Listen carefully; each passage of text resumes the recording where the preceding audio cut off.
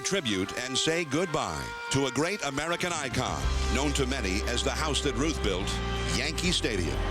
Current and former Yankee greats, dignitaries, and die-hard fans by the thousands have gathered here since early afternoon in the Bronx to share memories and this final game. Join with us now as we bid farewell to this storied cathedral of baseball, which will soon be gone, but never forgotten.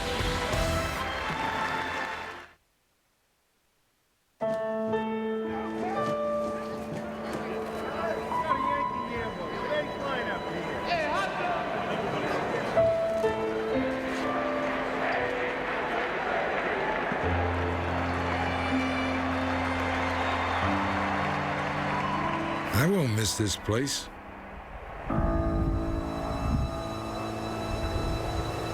Because it's inside me. Baseball is my life.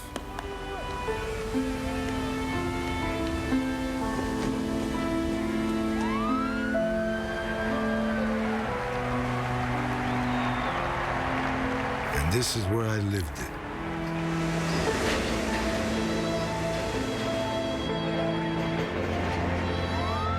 The whole city came together here in the Bronx. A family. And it wasn't all about baseball.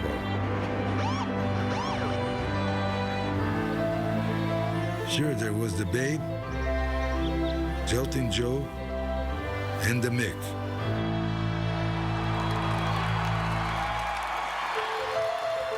But there was the Pope, the Piano Man, the greatest, and the greatest game ever played. Like the home runs that built it, this place will soon be out of here, gone. History. Only this time, it ain't over when it's over. Because the Yankee Stadium will still be right here. So I'm not going to miss it. I'm not going to dream about perfect games and championships. I'm going to remember them.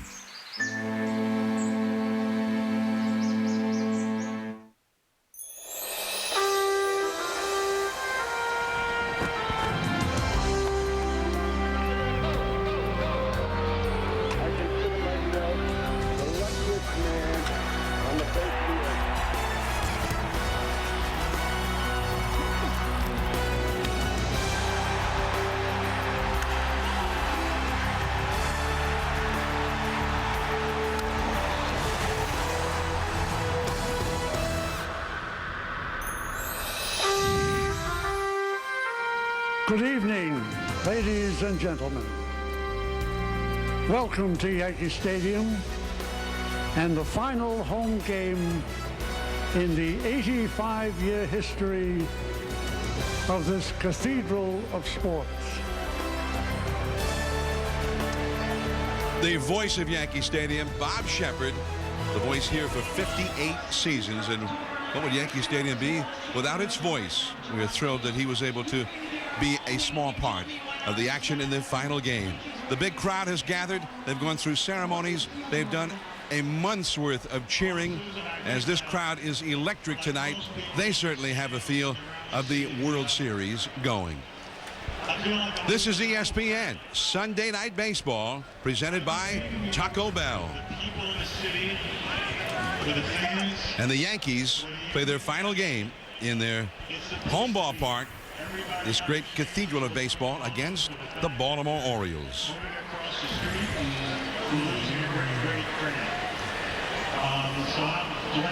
A very pleasant good evening. I'm John Miller with Joe Morgan and Peter Gammons from Yankee Stadium for the final time, and we welcome you to Sunday Night Baseball. Now, before the first game was played at Yankee Stadium more than 85 years ago, Babe Ruth said he'd give up a year of his life if he could hit a home run in that game. He did hit one that day. It was the first one. Now, the final game. And who will hit the final home run? Jeter? A-Rod? So far, it's Robinson Cano, who homered on Friday. Joe, you hit a home run here, leading off in the All-Star game in 1977. Yeah, John, but when I think of Yankee Stadium, I don't think of my accomplishments. I think of all the championships they've won here and all the great players who helped them win those championships. A great example of how great this stadium is, this year's All-Star game had the greatest collection of players than in the major leagues today. But the Yankee Stadium was still the star of the show. There's definitely a mystique here, but I think the mystique comes from the fans. I have never been in a stadium that rocks and rolls like this stadium does during the playoffs. And the big question is, will this mystique transfer next door? Because of the fans, I think it will. As they said in the 2001 World Series, aura and mystique appearing nightly here at Yankee Stadium. Now, manager Joe Girardi and Paul O'Neill told me before the game it felt like the World Series tonight because of those fans you're talking about. If you're a Yankee, is this game a must-win like a Game 7? Well, John, this is not a Game 7. This is not really a must-win situation. I think they're going to play this game because of what we call Yankee pride. Anytime you put on the pinstripes, that raises you a notch. And putting on those pinstripes here for the last time in Yankee Stadium is going to be enough motivation. They're not worried about Game 7 because they are going to be eliminated from the playoffs this year. So, the Yankees and the Orioles, it's the final game in the storied history of Yankee Stadium. When we come back, Peter Gammons will have a few well-chosen comments about this historic ballpark. And also coming up a little bit later during the telecast, we'll be visited by some of the all-time great Yankees, such as Yogi Berra and Whitey Ford.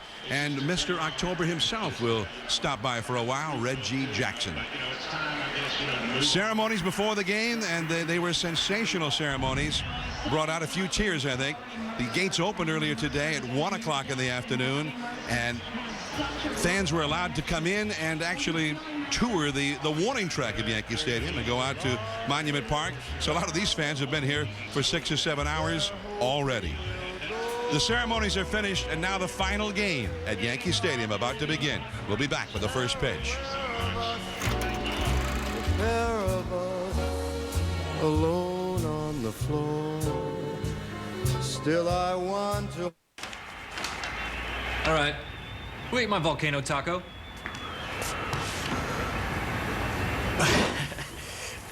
Don't look at me.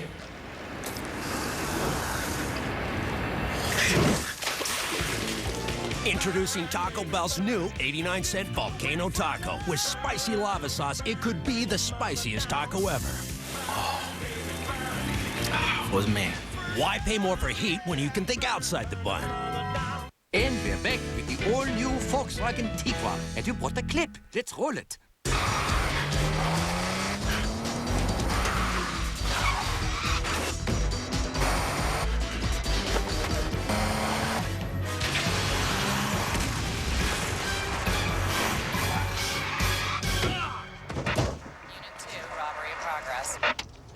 Compact and power-packed. To the rescue!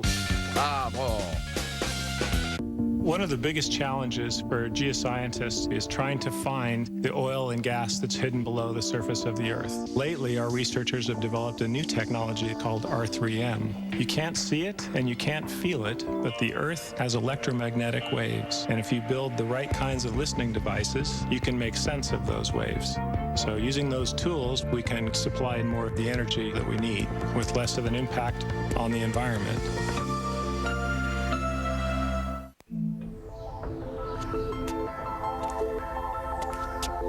Bullies.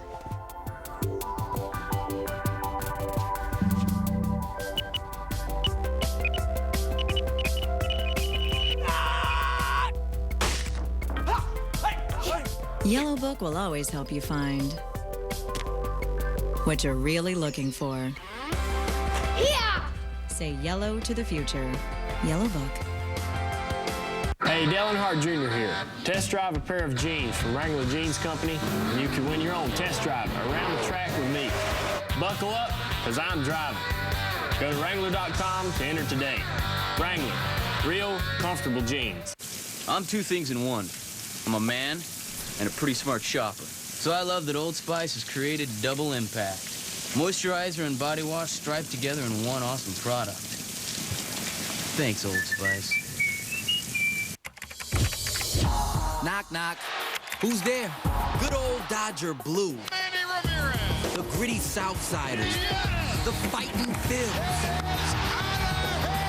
CC, the strikeout machine. Sabathia wins again. They all want in. It's over. And they'll break down that door if they have to. Whoa. So get ready. The race for the postseason is happening now.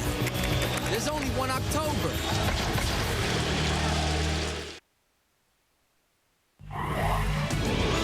ESPN Sunday Night Baseball is presented by Taco Bell. Think outside the bun. And in part by Budweiser. Reach for the perfect balance of flavor and refreshment. Budweiser, the great American lager. Yankee Stadium filled for the final game, as it has been all this season and all for the last several seasons.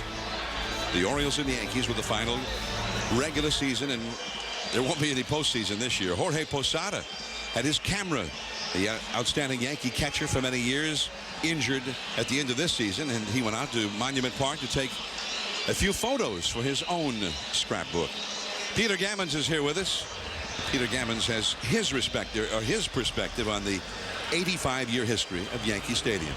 Well, John, Yankee Stadium could be the setting for the historic video, baseball from World War I right through the 21st century.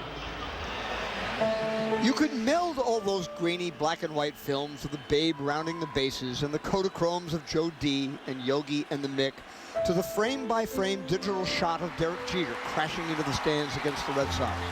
From the day that Babe Ruth christened it with a home run on its opening day, Yankee Stadium has been the epicenter of the national pastime for generations, from the Roaring 20s to the Depression, World War II through Korea, the Cold War to 9/11, with world championships in every decade except the 80s. It has the aura of a museum with its monuments, pinstripes, and pennants. Even though the stadium was remodeled for the 1976 season, it retained its presence, so one could sit in the stands and think of its memories and remember why two of sport's greatest movies, Pride of the Yankees and 61, were inspired here. Daydream to those regular season moments. Babe's 60th, Lou Gehrig's Luckiest Man Alive speech, Roger Maris's 61st, called by the scooter,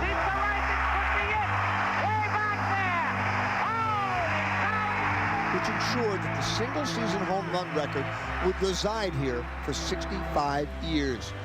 Dave Righetti striking out Wade Boggs to complete his no-hitter on George Steinbrenner's birthday, known elsewhere as the 4th of July, and Jeter's fearless crash to beat the Red Sox.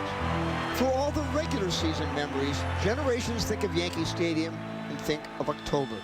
Of the 84 World Series played since it opened, 37 were played here, 26 won by the Yankees. Some of the greatest memories came from opponents' moments here on the big stage. Al Gianfrido going back to rob Joe D in the 47 World Series. The miracle of Flatbush in 55.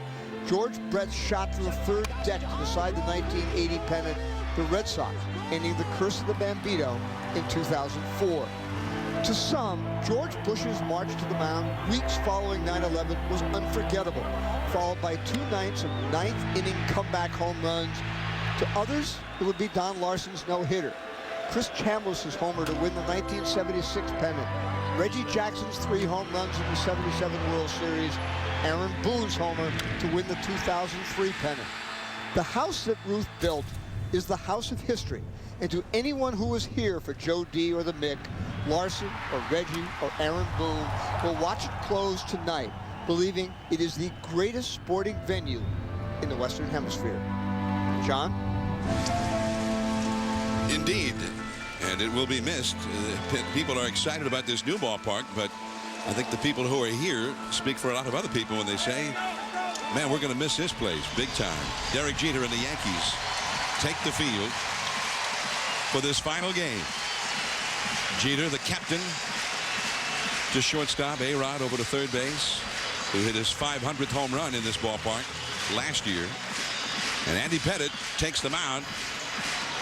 An excellent choice for the final game. He's always been a big game pitcher with 14 postseason victories in his career.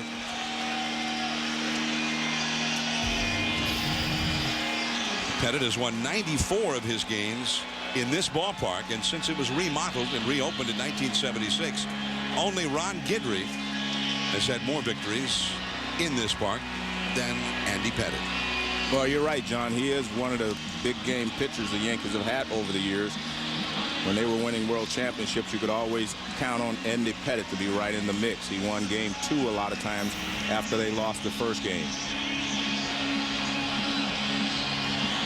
Out of the right center field bleachers, a group of fans occupying sections 39 and 37, and they do a chant that is known as the roll call. In the top of the first inning of every game, they chant the name of the center fielder until he responds, usually tips his cap or waves to him. And then they move through the entire lineup, going from center fielder to left field and all around the infield, and usually not including the pitcher and catcher, because after all, they're a little bit busy by that time. And that is something that you wonder, will that move over to the new Yankee Stadium with them? I think because of the fans and their enthusiasm for the Yankees, a lot of things will move over next door.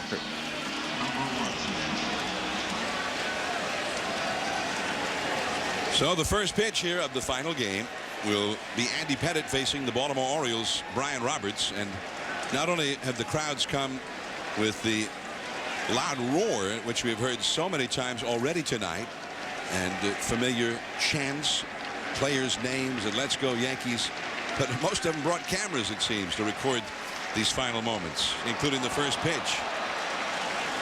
There was no way Roberts could swing at that pitch. All the flashes going off all around the stadium.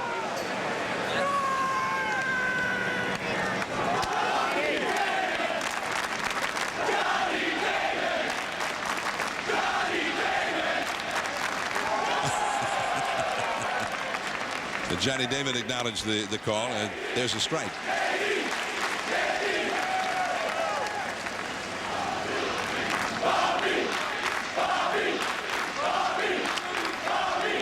Into right field, and back goes Abreu, right on the warning track, just as they were calling out to him from the bleachers, and he was not far from those bleachers when he caught that one. Number 21, Nick Markakis, right field. Number 21.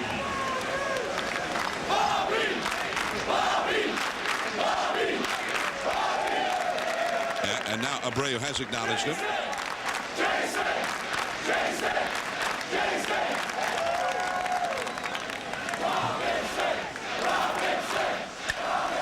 Center field, and that is a base hit for Nick Markakis, the second place hitter for Baltimore.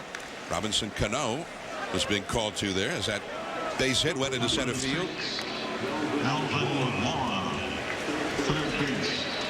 And Melvin Mora will come up next.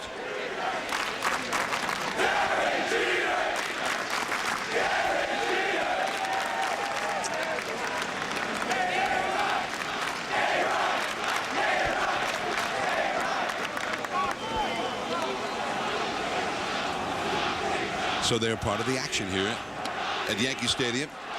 And the ball in there for a strike to Melvin Mora. A big curveball from Andy Pettitte. Well, John, we've been here during the playoffs and World Series when it gets so loud that the stadium actually shakes. I mean, this is a very special place for the fans, especially in the postseason.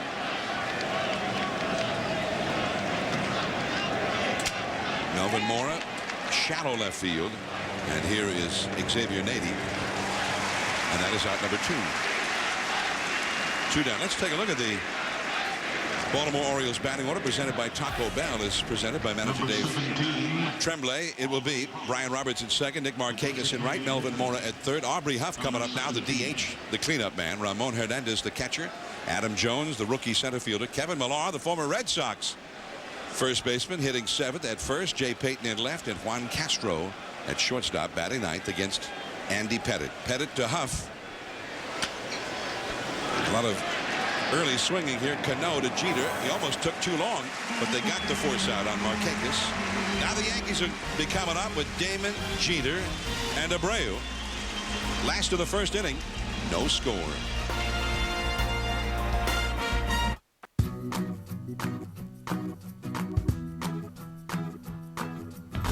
The Suzuki SX4 crossover gets 30 miles per gallon highway, has a pop-up Navi, available all-wheel drive, and starts under $16,000.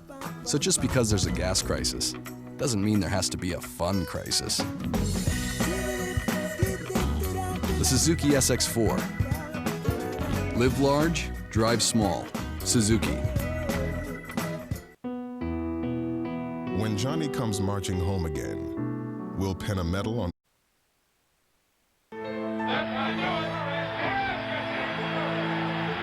He's got room. He's waiting. The Yankee bench on the field. Yankees are the champions. Hayes waits. The Yankees are champions of baseball. Ball game over. World Series over. Yankees win. The Yankees win. He's got it. And the New York Yankees, in the final year of the century, have won their 25th World Championship. At the edge of the warning track, he makes the catch, and the New York Yankees have won the World Series. And they've won it 26 times, 6 times in the George Steinbrenner era of ownership. Sunday Night Baseball in the final game from Yankee Stadium. The Yankee batting order now presented by Taco Bell. It'll be Johnny Damon in center field.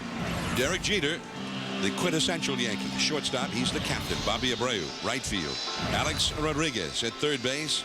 Jason Giambi, first base. Xavier Nady, a midseason acquisition, left field. Robinson Cano, second base. Hideki Matsui, the designated hitter, and Jose Molina, the catcher, batting ninth. And again, the ballpark sparkles with thousands of camera flashes as the first pitch is thrown to Damon. And that is a foul. This is Chris Waters, 28-year-old rookie who pitched a shutout in his last start Tuesday against the Toronto Blue Jays. And the lefties have given the Yankees some problems this year. And a slider misses to Johnny Damon, 1-2. Now, Bob Shepard, the legendary voice of Yankee Stadium, is not here, not well enough to work these games. But at Derek Jeter's request, Bob recorded an introduction of Jeter. When Jeter comes up, we will hear Bob Shepard. Listen in as Damon is out number 1. Now batting for the Yankees, number 2, Derek Jeter. Number 2.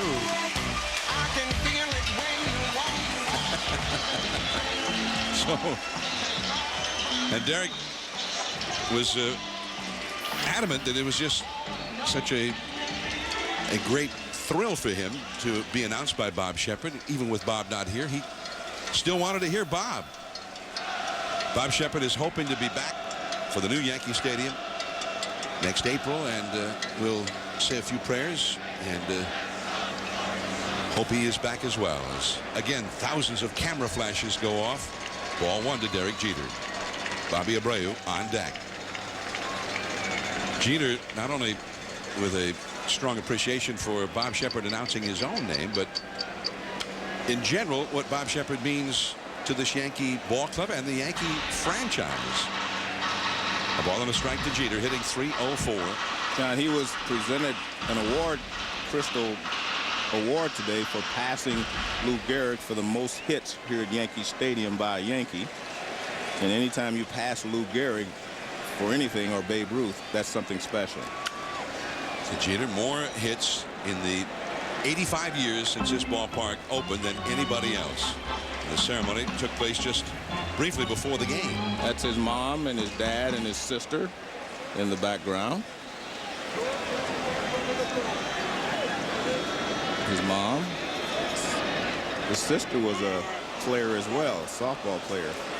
Jeter called out on strikes by Angel Hernandez. Well, Derek Jeter did tell us about Bob Shepard, the longtime Yankee PA announcer. He's the voice of Yankee Stadium. I was a Yankee fan growing up, and you know, I grew up listening to his voice, and you know, last year, you know, he wasn't feeling too well, so I had him record him introducing me, and I said I always want to hear Bob Shepard introduce my name when I'm coming up to hit, and he always will. As long as I'm here playing in New York City, they'll use that recording because he's as much a part of this organization, the tradition here, as any ball player. And remember one thing, Derek Jeter is playing hurt.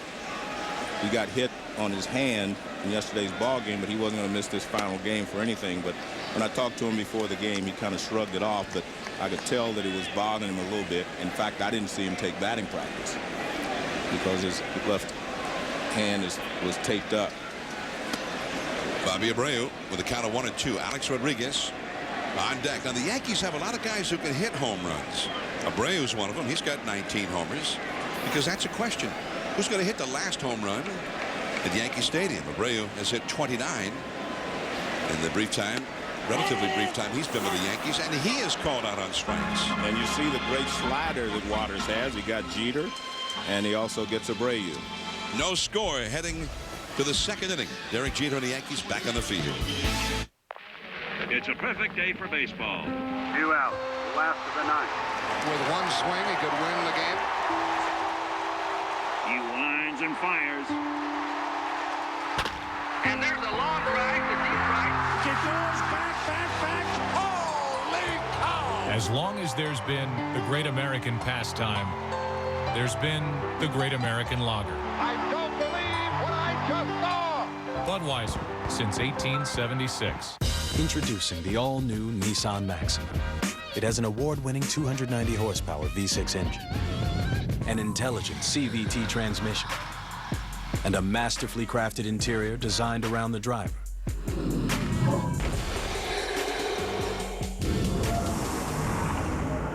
The breathtaking Nissan Maxima, the four-door sports car. Lease a new 2009 Nissan Maxima for $339 a month for 39 months. I don't have to tell you what athlete's foot is like. It's annoying. And you just want it gone. So I get rid of it with Lotrimin Ultra. It's so powerful it kills all major types of athlete's foot fungus. Nothing cures better. Lotrimin Ultra, the killer cure. All right, firefighters, settle down. How about the budget? And the taxes? One page or less. Anyone want better roads? We do. All in favor? Aye. Opposed? Done. A lot of paper to tell us we need clean water. Need clean water, guys? All right, this is the easiest job I've ever had. We're out of here. Get work done now. Communicate in less than a second with rugged Nextel Direct Connect phones. Only on the Now Network. With Rob Moore on 6, he's going to bust this one over the water. Oh, that lake is huge. I don't think I can make it. Yeah, Tiny, your tears are only making it bigger. Get this guy a pair of D2s. The Top Flight D2. Man up and go for it. Yellow Book will always help you find. How can I help you? So, when are you marrying Mike? Tom. Oh. What you're really looking for. Say yellow to the future. Yellow Book. Throughout the game, the ESPN bottom line will be highlighting the history of Yankee Stadium through stats, moments, and the legendary figures who made their mark here since 1923. The bottom line will also recap the day's Major League action and where the hunt for October stands heading into the season's final week as a result of today's results. I'm John Miller with Joe Morgan and Peter Gammons. Yankee Stadium one last time, and Andy Pettitte with a called strike on the inside to Ramon Hernandez, the veteran catcher. He'll be followed by Adam Jones and then Kevin Millar. Hernandez, 6 home runs, and this Baltimore team, they're a pretty potent lineup. The Orioles have 2 hitters already over 100 RBIs, Aubrey Huff and Melvin Mora, and Nick Markakis with a hot week would have an outside shot of reaching 100. So they've got some pop, and Andy Pettitte is riding a personal 5-game losing streak. The curveball is punched foul off the right field line. The ballpark originally built for $2.5 million in 1923 dollars. It took 185 working days to break ground and finish it. And the opener back on April 18th of 1923, they played the Boston Red Sox. Who else? More than 74,000 fans. The ballpark was a little bit different in those days. There were a huge number of fans who were out on the bleachers. They had wooden bleachers at the beginning, and it was well over 500 feet to straightaway center field when the ballpark first opened, but only 295 feet to the right field foul pole as Hernandez is down on strikes. Babe Ruth and the Yankees played that first game in 1923, and the Babe said before the game, said, you know, I would give a year of my life if I could hit a home run in the first game in this new park. The crowd was gathering.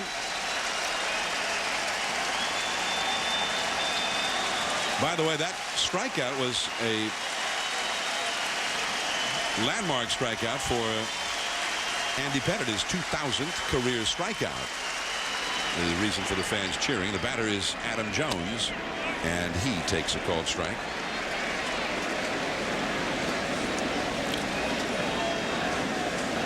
Adam Jones, acquired from the Seattle Mariners in the offseason in the a very big deal that sent Eric Bedard to Seattle.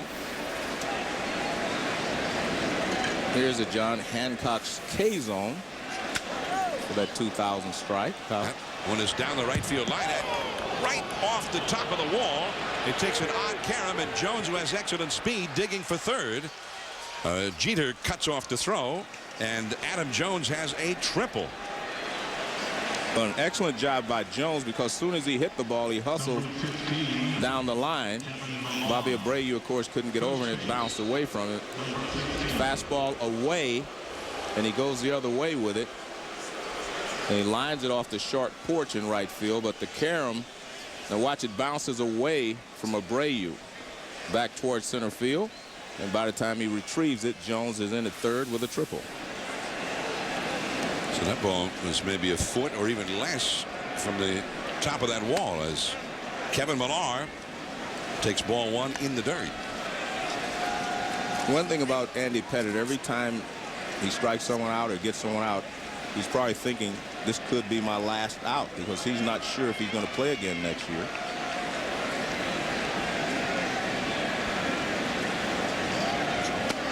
And a fastball for a strike. Pettitte was very grateful that the Yankees chose him to start, and he felt like it was a tremendous honor. Well, I think it is. I mean, he came up through the Yankee farm system,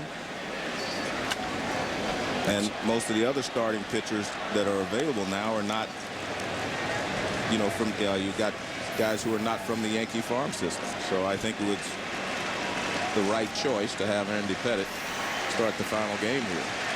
He's one of four remaining players in the Yankees roster who were part of that great run from 1996 through 2000 when they won 4 World Series in 5 years.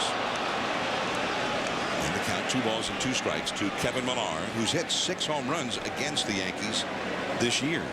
Pettitte says it's been weird thinking about this ballpark not being here. Says you're going to drive by the place and it's not going to be there anymore. That misses, and it is 3-2. Well, it's interesting that Pettitte normally throws the cutter inside and the curveball away. This is a curveball that comes around the plate. You can see it's clearly off the plate outside. 3-2 to Millar. The infield is backed up, normal depth, with a runner at third and 1 out. And the slider is fouled into the batter's box area. Still 3-2. Pettitte said he's going to wait maybe a couple of weeks after the season's over and let the Yankees know whether he's decided to come back or not. He says it's been made clear to him by Joe Girardi that the Yankees want him back for next year. I would think part of this whole thing, Joe, is with 5 straight losses, he wants to make sure that he thinks he's up to it, that he can carry the load and do what he's done before. Well, it's actually been a period of 10 starts where he's pitched poorly. And he walks Kevin Millar. We were talking about the very first game here at Yankee Stadium, the one where Babe Ruth said he'd give up a year in his life if he could hit a home run in that very first game. And indeed, as everybody was crowding into the ballpark, more than 74,000, it was Babe who rose to the occasion in the 3rd inning of that game. And that was the very first home run in the history of Yankee Stadium. Never let it be said that Babe Ruth did not have a sense of occasion. Here is Jay Payton, runners at first and third. Broken back, maybe not hit hard enough to be a double play. A-Rod to second, 1. Cano to first, not nearly in time. And Adam Jones comes in to score on the force out. An RBI for Payton. That's the first run of the night. Babe hit that home run in the first game, and he said something that has, I think, a lot of resonance to this game. He said, I'm very happy to have hit the first home run in this stadium. God only knows who will hit the last. Well, John, it was only fitting that he would hit the first home run here because, as they say, this is the house that Ruth built, and they built the short right field fence so that he could handle it. Hit a lot of home runs there. And in fact, a great baseball writer of the time, Fred Lieb, in his story about that very first game, coined the phrase, the house that Ruth built, in his dispatch from Yankee Stadium after that first game. It wasn't so much really the house that he built as it was perhaps the house that was built for him. Especially the right field. 295 to the right field corner at that time. And to this day, it is a very friendly porch down the right field line. Only 314 now in the remodeled version of Yankee Stadium. But even out more towards straightaway right, it was only about 344. Into center field by Juan Castro. A lot of room out there, and Johnny Damon takes it. The Orioles get a run against Andy Pettitte and lead 1-0. Alex Rodriguez, Jason Giambi, Xavier Nady, all three home run hitters coming up. Has the world gone mad? Jeans that cost $100, $75, $50. Jeans should fit comfortably and look good. New Lee Relaxed Fit are the best fitting, most comfortable jeans, guaranteed. Relaxed price, relaxed fit. Lee, get what fits. The kids have been wanting to go to the Safari theme park since last summer. So we used our City Cash Returns card to buy the tickets and stuff. It was great to get close to the animals. But not that close. Luckily, we used the cash we got back to help pay for some body work. With your City Cash Returns card, earn unlimited cash back and get it mailed to you automatically. Whatever your story is, your City Cash Returns card can help you write it. Because City never sleeps. We gave the C-Class high-strength steel reinforcements. Improved aerodynamics, top and bottom. And 100 years of racing heritage only we can provide. You may not see all that went into making the C-Class, but you will feel it. The C-Class starts at $32,975. Test drive one today.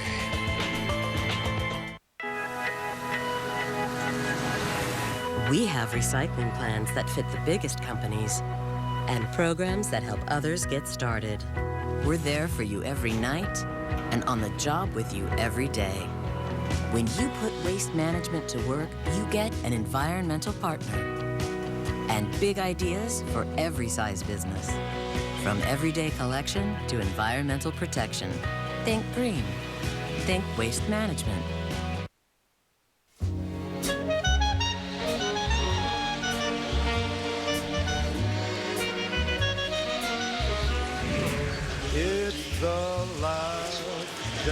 Accompanied by Frank Sinatra, an aerial view of Yankee Stadium on its final night. The aerial coverage for Sunday Night Baseball this evening provided by Nikon, at the heart of the image. John Miller, Joe Morgan, and Peter Gammons with you from, as Reggie Jackson used to call it, the big ballpark in the Bronx. And there are 6 monuments out there in Monument Park, including one to Babe Ruth. Got to give him a monument. 714 homers, and the guy who built the ballpark. Actually, the reason they built Yankee Stadium is A-Rod with a count of 1-1. They had been a tenant of the New York Giants National League team across the river in the Polo Grounds, and the Giants told him to get out. John McGraw, the legendary manager of the Giants, said to the owner, says, look, these guys are outdrawing us in our own ballpark. Why don't you tell them to get their own park? And so they said, listen, it's been great, but at the end of the year, why don't you go build your own place? And so Colonel Rupert, the owner of the club at the time, built one right across the river from the Polo Grounds. Bigger and more spectacular. And that is where the Yankees began playing in 1923. And with the exception of a 2-year period when the ballpark was being remodeled, they've been here ever since. Called a strike to A-Rod. He thought he had ball 4 against Chris Waters. So it's a 3-ball, 2-strike count to A-Rod. A-Rod seemed to be a good candidate to hit a home run in this final game. He's hit 35 home runs for the season. And John, he and Babe Ruth are the only ones who hit 35 or more home runs, 100 or more RBIs, 100 more runs scored in 12 years. He's done it 12 consecutive years. 3-2 the count. Sunday night baseball. One last time from Yankee Stadium in the final game here in the Bronx. And the Orioles have a 1-0 lead. I'm John Miller with Joe Morgan and Peter Gammons. 3-2. And that is off the inside. A little cut fastball from Chris Waters, the rookie. Ball 4. Andy Pettitte, the noted big game pitcher of the Yankees, threw the first pitch of the night. Selected for this final game, considering it a great honor. The big crowd, many of them have been here since 1 o'clock this afternoon. The gates were opened and fans were allowed onto the warning track to get a good look at the field itself and into Monument Park. And Joe Girardi, the manager, said before the game he thought it had the feel of a World Series atmosphere here tonight. Jason Giambi into shallow center, and Adam Jones takes it. One away. A-Rod holding at first. Let's take a look at our Lowe's home team advantage. The Yankees have hosted 37 World Series in this ballpark, and they won 26 of them. So I suppose you could say they've had the home field advantage. There have been exactly 100 World Series games played in Yankee Stadium, the most in Major League history in any one venue. And lately, this park is packed every day. More than 4 million paid customers for 4 consecutive years. And the new ballpark will be just across the other side, out behind left field, really, and across 161st Street. The new Yankee Stadium that opens next April as Xavier Nady takes ball 1. Nady acquired from the Pirates before the trading deadline. He's got 24 homers, 91 batted in. Down at the bottom of the screen, the new Yankee Stadium. The lights, a little too early to turn the lights on over there just yet. Nady with a foul back out of play. 2 balls, 1 strike. Joe, you played here in the '76 World Series, and that was not a happy memory for the Yankees. Well, it was for me. I guess they were happy just to get there. That was a long drought for those Yankees. They had not been to the World Series since 1964. That was one of the worst periods for the Yankees, especially in the mid to late 60s. As Nady with a swinging strike, and it's 2-2. George Steinbrenner bought the ball club 1973, and it was then that the Yankees, once they moved into this new ballpark, began a stretch of going to the World Series. They were in 3 straight World Series starting in '76, the year this ballpark reopened. And then they won it in '77 and '78. Inside to Nady, and it's 3-2.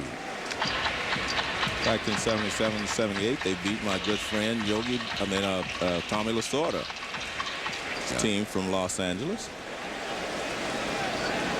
Tommy doesn't seem to have good memories of that. 3-2 the count with A-Rod at first, 1 out. A-Rod is running. And backhanded by Millar. His only play is to first. So A-Rod over to second. Nady retired. 2 down in the 2nd inning. This guy Waters looks pretty tough so far. Well, he's got a little cut fastball, a little slider, changeup. He's got all the pitches that a crafty left-hander will throw. 2-seam fastball, 4-seam fastball. Doesn't throw a lot of curves, but he throws a lot of sliders, especially to left-handed hitters. He's a longtime minor leaguer. Began his professional career in 2000. This is his 9th professional season and getting his first look in the big leagues. Waters making his 10th big league start. Robinson Cano off the fists and caught by Brian Roberts. Nice play, and the inning is over. 1-0 Baltimore ahead. Top of the order, Roberts, Markakis, and Mora against Andy Pettitte when we come back. Moving day is here, the most dreaded of days. Packing, unpacking, your mind in a haze. DirecTV knows how stressful moving can be, so we make keeping your entertainment both easy and free. For uninterrupted service of the shows you like best, Just leave the dish behind and we'll handle the rest. Simply dial 877-616-MOVE and we'll throw in 3 months of Stars and Showtime for free. Okay, give me my remote. Get it, Jim. You had way too much cable. You said you were going to get DirecTV. I'm fine, really.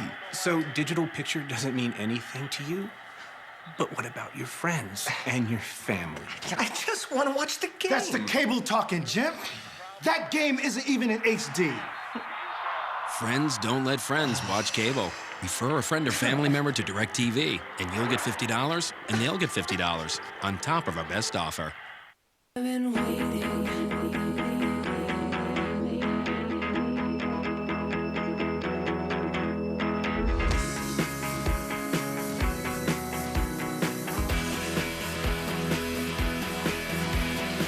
Precision pays off. J.D. Power & Associates' highest-ranked mid-size car in initial quality. Chevy Malibu. Built to last. Built to love. 2 weeks in Paris. Fully operational. Ashton, car's here. The new 12.3 megapixel Nikon D90, the world's first DSLR to shoot HD movie, bringing interchangeable Nikkor lenses to video. Let that blow your mind. For amazing possibilities, the D90 with live view. Is that all you're bringing? Uneasy. It's everything you need. Also the new D700 with FX sensor. ESPN Sunday Night Baseball, presented by Taco Bell. Brought to you by Chevy and American Revolution. And Nikon, at the heart of the image.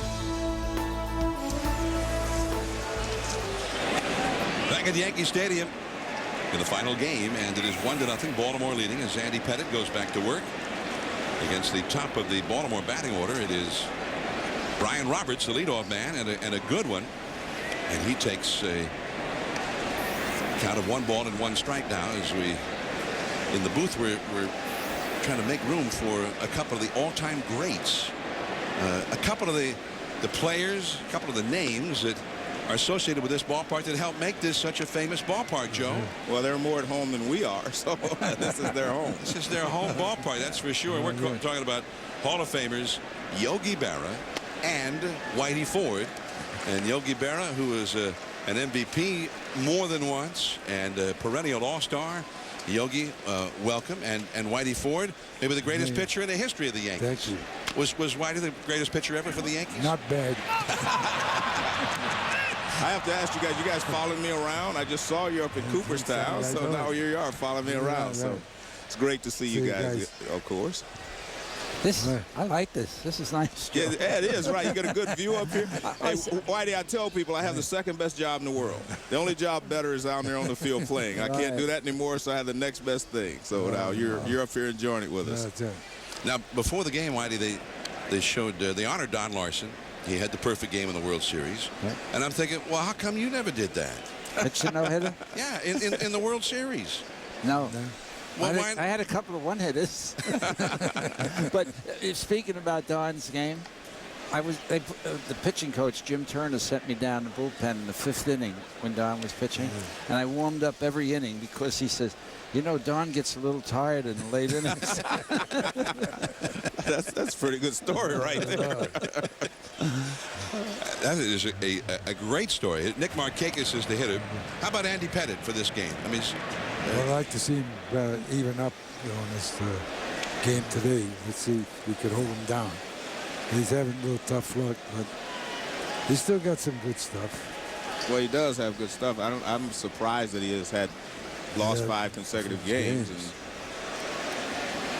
There he goes. Roberts, the base stealer, and from his knees, Molina throwing to second, but not nearly in time. A great jump for Roberts and a steal. You usually don't get a good steal off of Pettitte. Pettitte has one of the best moves in the game. Right. Yeah. Now, when Whitey Ford was pitching, did he give you a chance to throw out base stealers? Yeah, he learned how to get the pick off in Japan. Yeah. Who taught you? I practiced it in Japan because the umpires didn't even know what a ball was. And I kept fooling around with it. And I finally, I got a good move to first. And not that I picked that many off, but they didn't try, steal. Or, they sort of stick around first base when I was pitching. Sometimes they say that the umpires don't know when Pettit is balking either. Yeah. He has that quasi step to first to the plate and throw over to first base. Yogi Berra and Whitey Ford here with us. The ball back out of play. 2 balls and a strike. And both of you guys visit the stadium often. I know you do, Yogi, because every time I'm here, you're here. And Whitey, I mean, how far or how often do you get to Yankee Stadium? Well, Whitey? let me just say something first. I was born in New York City. Okay. 66. When I was 11 years old, I came to with my father and my uncle to sit in the bleachers, and it was the first game I ever saw the Yankees play. And Joe DiMaggio went 1 for 8. He got a single, and he hit 7 balls to left center field over 400 feet and went 1 for 8. Well, it was 457 feet to left center. Right. 461 or 463 to straightaway. Yeah. 410 in right center. Down the lines was, always short. Yeah. Did you ever see anybody hit a home run to straightaway center in those days? Yeah, Larry Doby is. Yeah. Doby. Yeah. Doby hit it in center field. I know Mickey hit the facade up there on the top thing. Down the right field line. Yeah. No, over there. Right up there. Up where the lights are. So it was more toward right It was side. called a facade or something, and they hit it. And That's the remnants of the facade now, but it used to be on the rooftop of the ballpark above the third deck. Run around. Right, yeah. They say that may be the closest anybody's ever come to actually hitting one completely out of Yankees. Exactly. Yeah, you're right. So this must have been a good part to pitch in if you could make him hit to the big part of the yard. Yeah. Pitch low and don't let them pull the ball.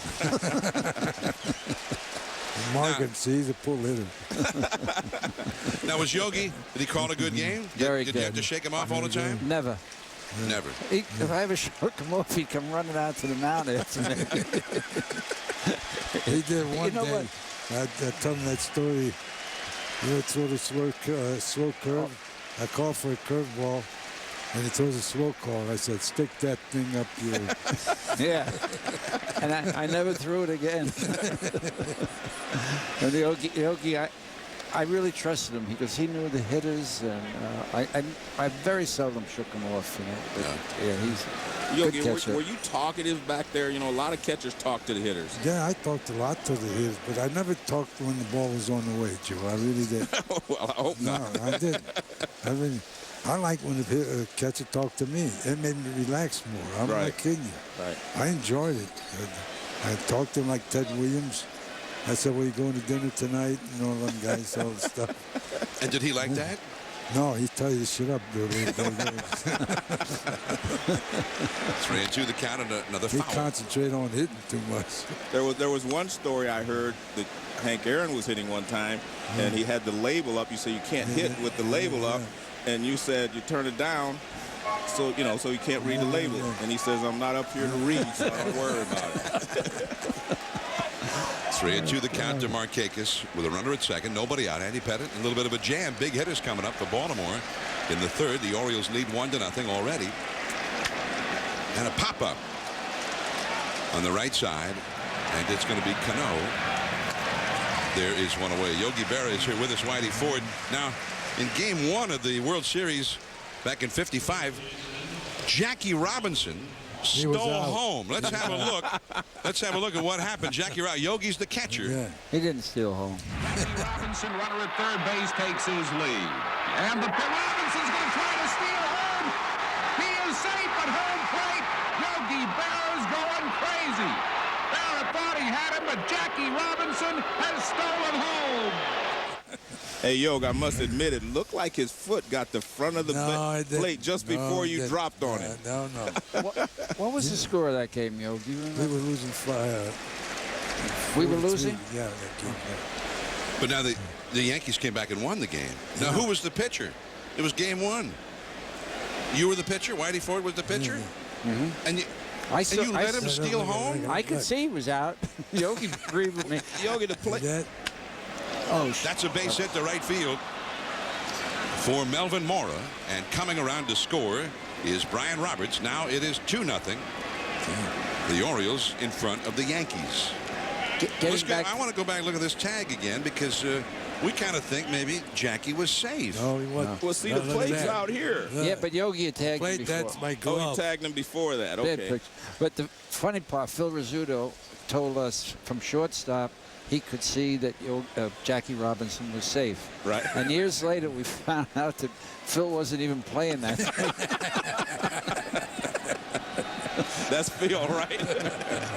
In fact, we were on Tim Russett's show recently. You know, we lost Tim, and it was on his show because he kept telling Yogi and I that Jackie Robinson was safe, and Rizzuto agreed with him. This is Aubrey Huff, the hitter, with a runner at first. A run is in, 2-0. The Orioles leading the Yankees, facing Andy Pettitte. Yogi Berra is here with us, along with Whitey Ford. And Yogi, Whitey won 10 World Series games. He had a stretch where, with 2 straight World Series, nobody ever scored 4 starts. Now, why was he so tough? What made him that good? Charlie Silvera was catching those games. No, Yogi he really was a great catcher for me. I mean, I very seldom, shook him off. Whitey's had 3 different curveballs. You know, you had the overhand curve, and then they give you the 3/4, then the sidearm, especially against left-handers. Then left-handers couldn't touch him that much. I'm telling you. Joe, I pitched against Yes, you when you you did. said I was getting ready to say I got to face you once. You got a hit, right? I don't know. I can't remember. I doubt it. I have to tell you the truth. I was just so excited to face you. Yeah. It didn't matter because I'd watched on television as a kid, watching you guys win all those world championships. And for me to play against the mighty Yankees my first year in spring training in the big leagues, it was like unbelievable to me. I can't remember anything except, playing against you guys. I really think you got a base hit in Houston. It was spring training, though. It was spring training. I gave up a lot of hits. It was spring training. Yeah, it was spring training. I wanted to ask you guys, you had so many fond memories here, but I know as a player, there's usually one thing, one memory that just stands out in my mind about, a game, a World Series game or whatever. Your first World Series game, what do you remember about that? I mean, you weren't the big star yet. What was your first memory? I came up July 1st from Kansas City, which was our AAA farm team, and we had won the first 3 games, and Casey let me pitch the 4th game. And we were winning 4-0 in the 9th inning with 2 out. And they had a line drive to Gene Woodling. It wasn't an easy catch, but anyhow, he dropped it, and one of the runs scored. And then Casey brought Allie Reynolds in to pitch the last batter. But that was my first recollection and my first World Series I ever got to pitch in. Your first World Series, Yogi, as a hitter? Well, it wasn't bad. I hit the first pitch here for a home run at 47. Yeah. But we won it. So the first no hitters. A lot of people say Bill Bevins had a no hitter going in the 9th inning. Had 2 outs, and we lost the game. Bill Bevins had a no-hitter and given up a run. He walked about 10 guys. Yeah, but he still had a no-hitter. And then Cookie Lavagetto hit one off the right field wall. As a pinch hitter. As Red Barber said, here comes the tying run, and here comes the winning run. So not a great memory for the Yankees, though. I mean, he had a no-hitter, and all of a sudden he lost it on the 1 hit he gave up. That's the final out of the inning. Ramon Hernandez hits into the force play. It's now 2-0 Baltimore as we go to the last of the 3rd. Yogi Berra and Whitey Ford, 2 of the best to ever play the game here at Yankee Stadium or any other venue, are with us. We'll be back. The Suzuki SX4 Sport has a unique pop-up Navi system, a roomy cabin, 30 miles per gallon highway, and more horsepower than the Honda Civic LX, all for under $16,000. So we can pretty much assure you'll have a great time in it. But once you're out of it, you're on your own. The Suzuki SX4. Live large, drive small. Suzuki. You sure you don't want some? It's chamomile. Listen, you are extremely terrifying. Just the scariest undead subhuman thing on TV, and I really mean that. But I am worried that you could give my kids nightmares if they see you, so I'm gonna have to block you. So that's it. Oh, and tell the zombies they're blocked too. The day 73% of paper jams occur. Usually on a page that's pretty important. So you open flap C, press the tab, and check tray 3, but nothing's there. But with Monday comes Monday Night Football on ESPN. And this Monday, that means Brett Favre has the Jets fired up to take on LT and the Chargers. Make it to Monday night, and you'll be saying TGI MNF in no time. And we're back with the all-new Volkswagen Tiguan. And you bought the clip. Let's roll it.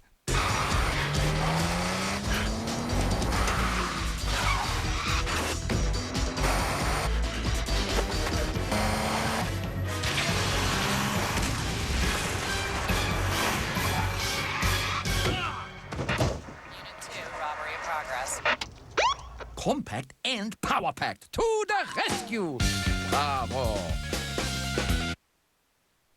I heard the cheers. I felt the crowd race to its feet. I won't miss this place because it's a part of me.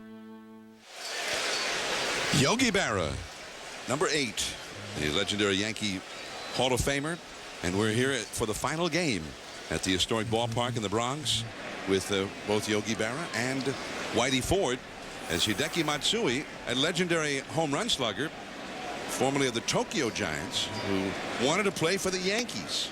He didn't want to just come and play big league ball here. He wanted to play for the Yankees in the big ballpark in the Bronx. He's had pretty good years with this. He's got that bad knee now, and Joe wanted to get his operation, but he said, I want to play the last game in Yankee Stadium. So from another country on the other side of the world, another culture, and yet this place resonates with him big time. Big time. Well, you're speaking of bad knees, you know, one of the greatest players in the history of the game, Whitey, Mickey Mantle. Oh. You know, he had bad knees. What do you remember about Mickey? I just remember how many games he played really hurting, you know, and he'd go in the dressing room, he'd be pulling his pants up, and his two knees would be just taped up, and he was, he was amazing. He had so much courage, and he really played hurt most of the time. You were pretty good friends with Mickey, right? Why do you? I mean, sometimes you go out to dinner with him and whatnot? Once in a while, yeah.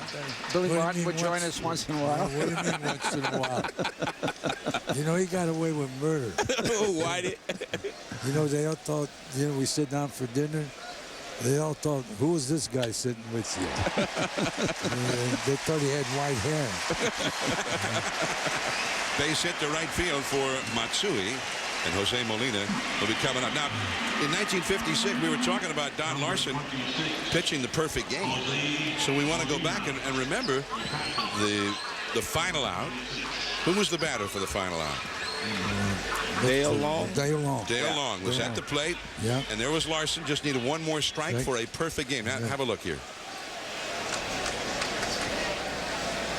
2 strikes and a ball. Mitchell waiting. Stands deep, feet close together. Larson is ready, gets the sign. Here comes the pitch. Strike 3!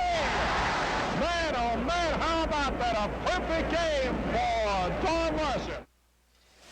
I threw more pitches in the bullpen than he did that whole game. Let's get that correct. It was Dale Mitchell.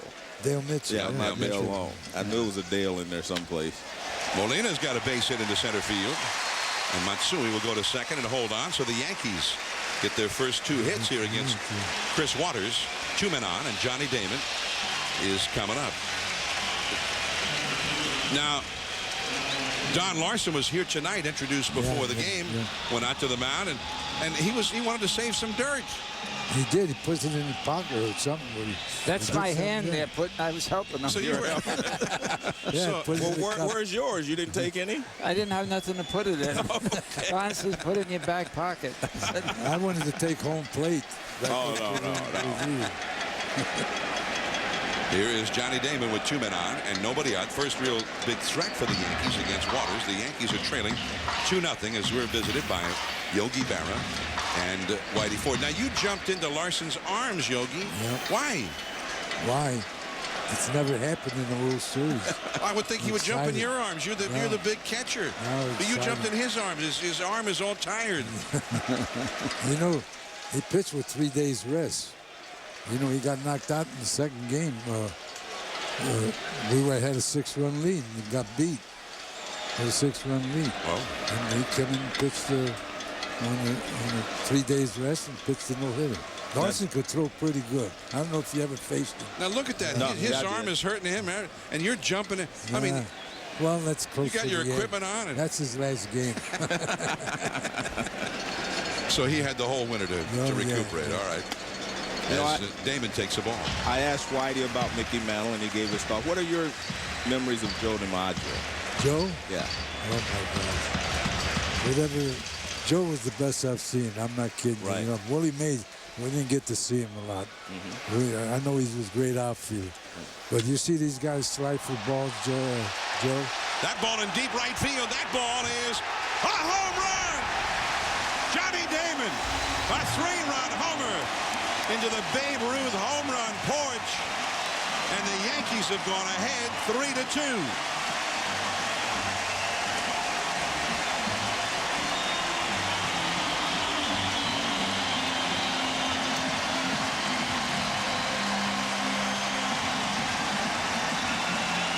th home run of the year for Johnny Damon.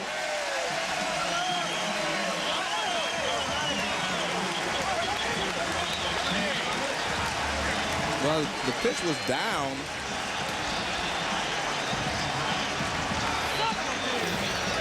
Let's take a look at K-zone.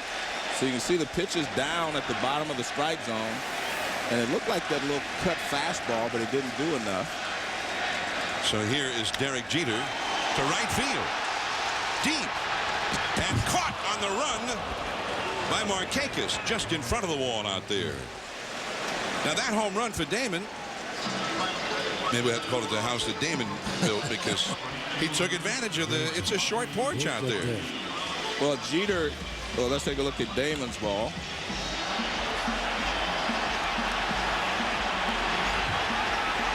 And that is in the short part of the... Just barely over the wall. I wish I had all them foul balls I hit down there. You were talking about DiMaggio. Well, I never, you see these guys slide for balls, Joe. Yeah. Joe never slid for a ball. Everything was right there. Because I played outfield with him. And he told me, anytime I hear your voice, you got the ball. Okay. If I don't hear you, get the hell out of the way. All right. That's good advice. He gave me that, you see.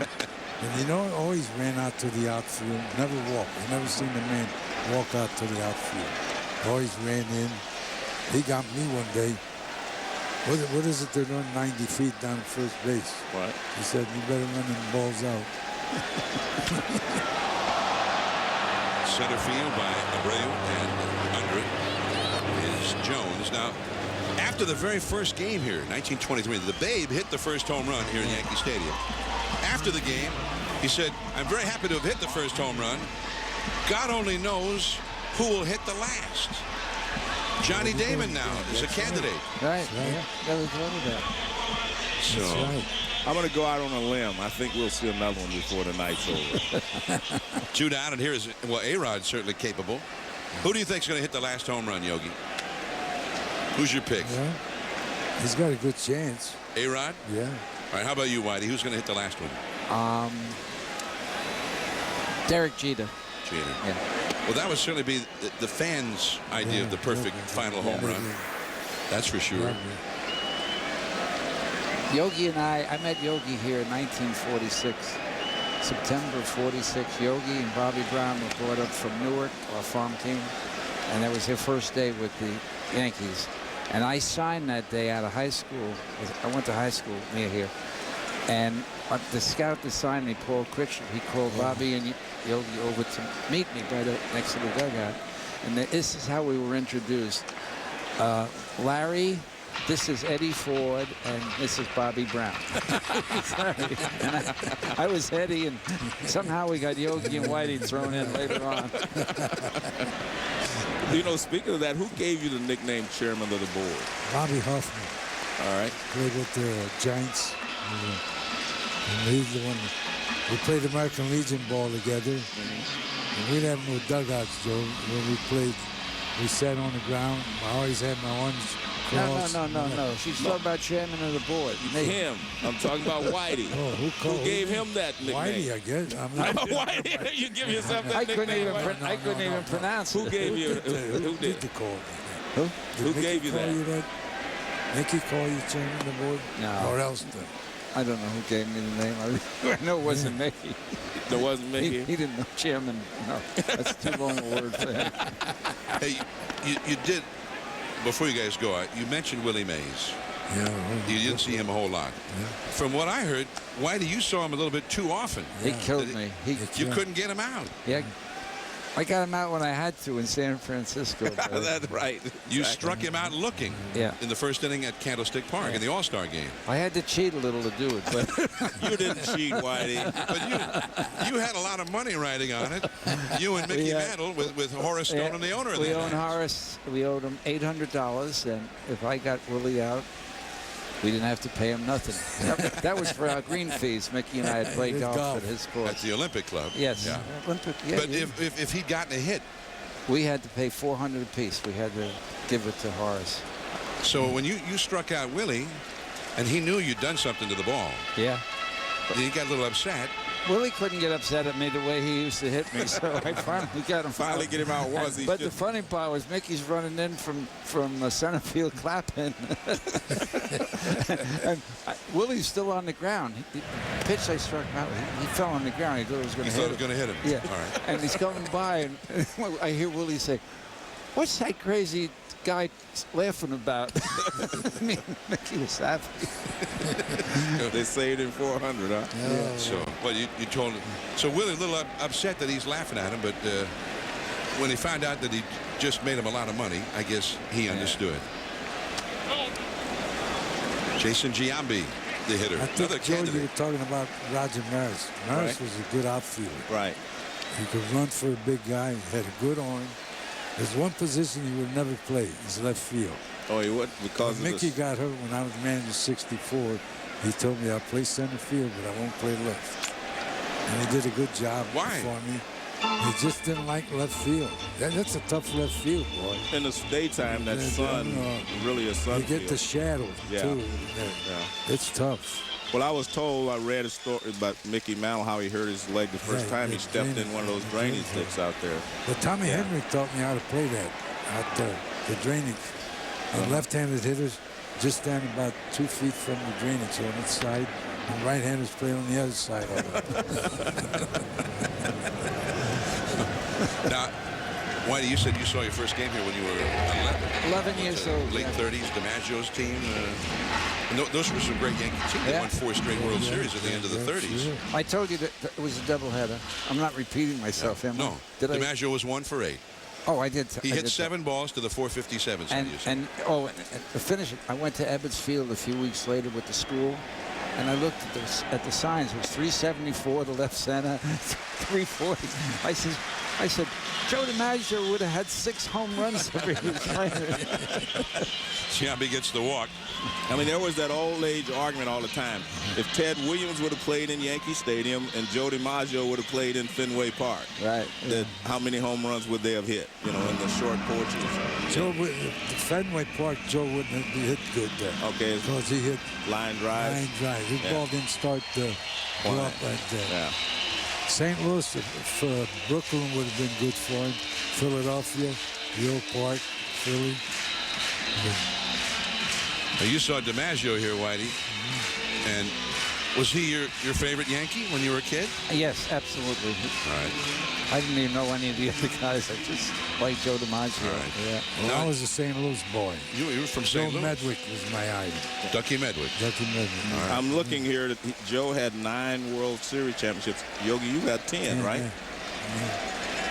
Whitey, you have 6, right? I don't know. Yeah, 6.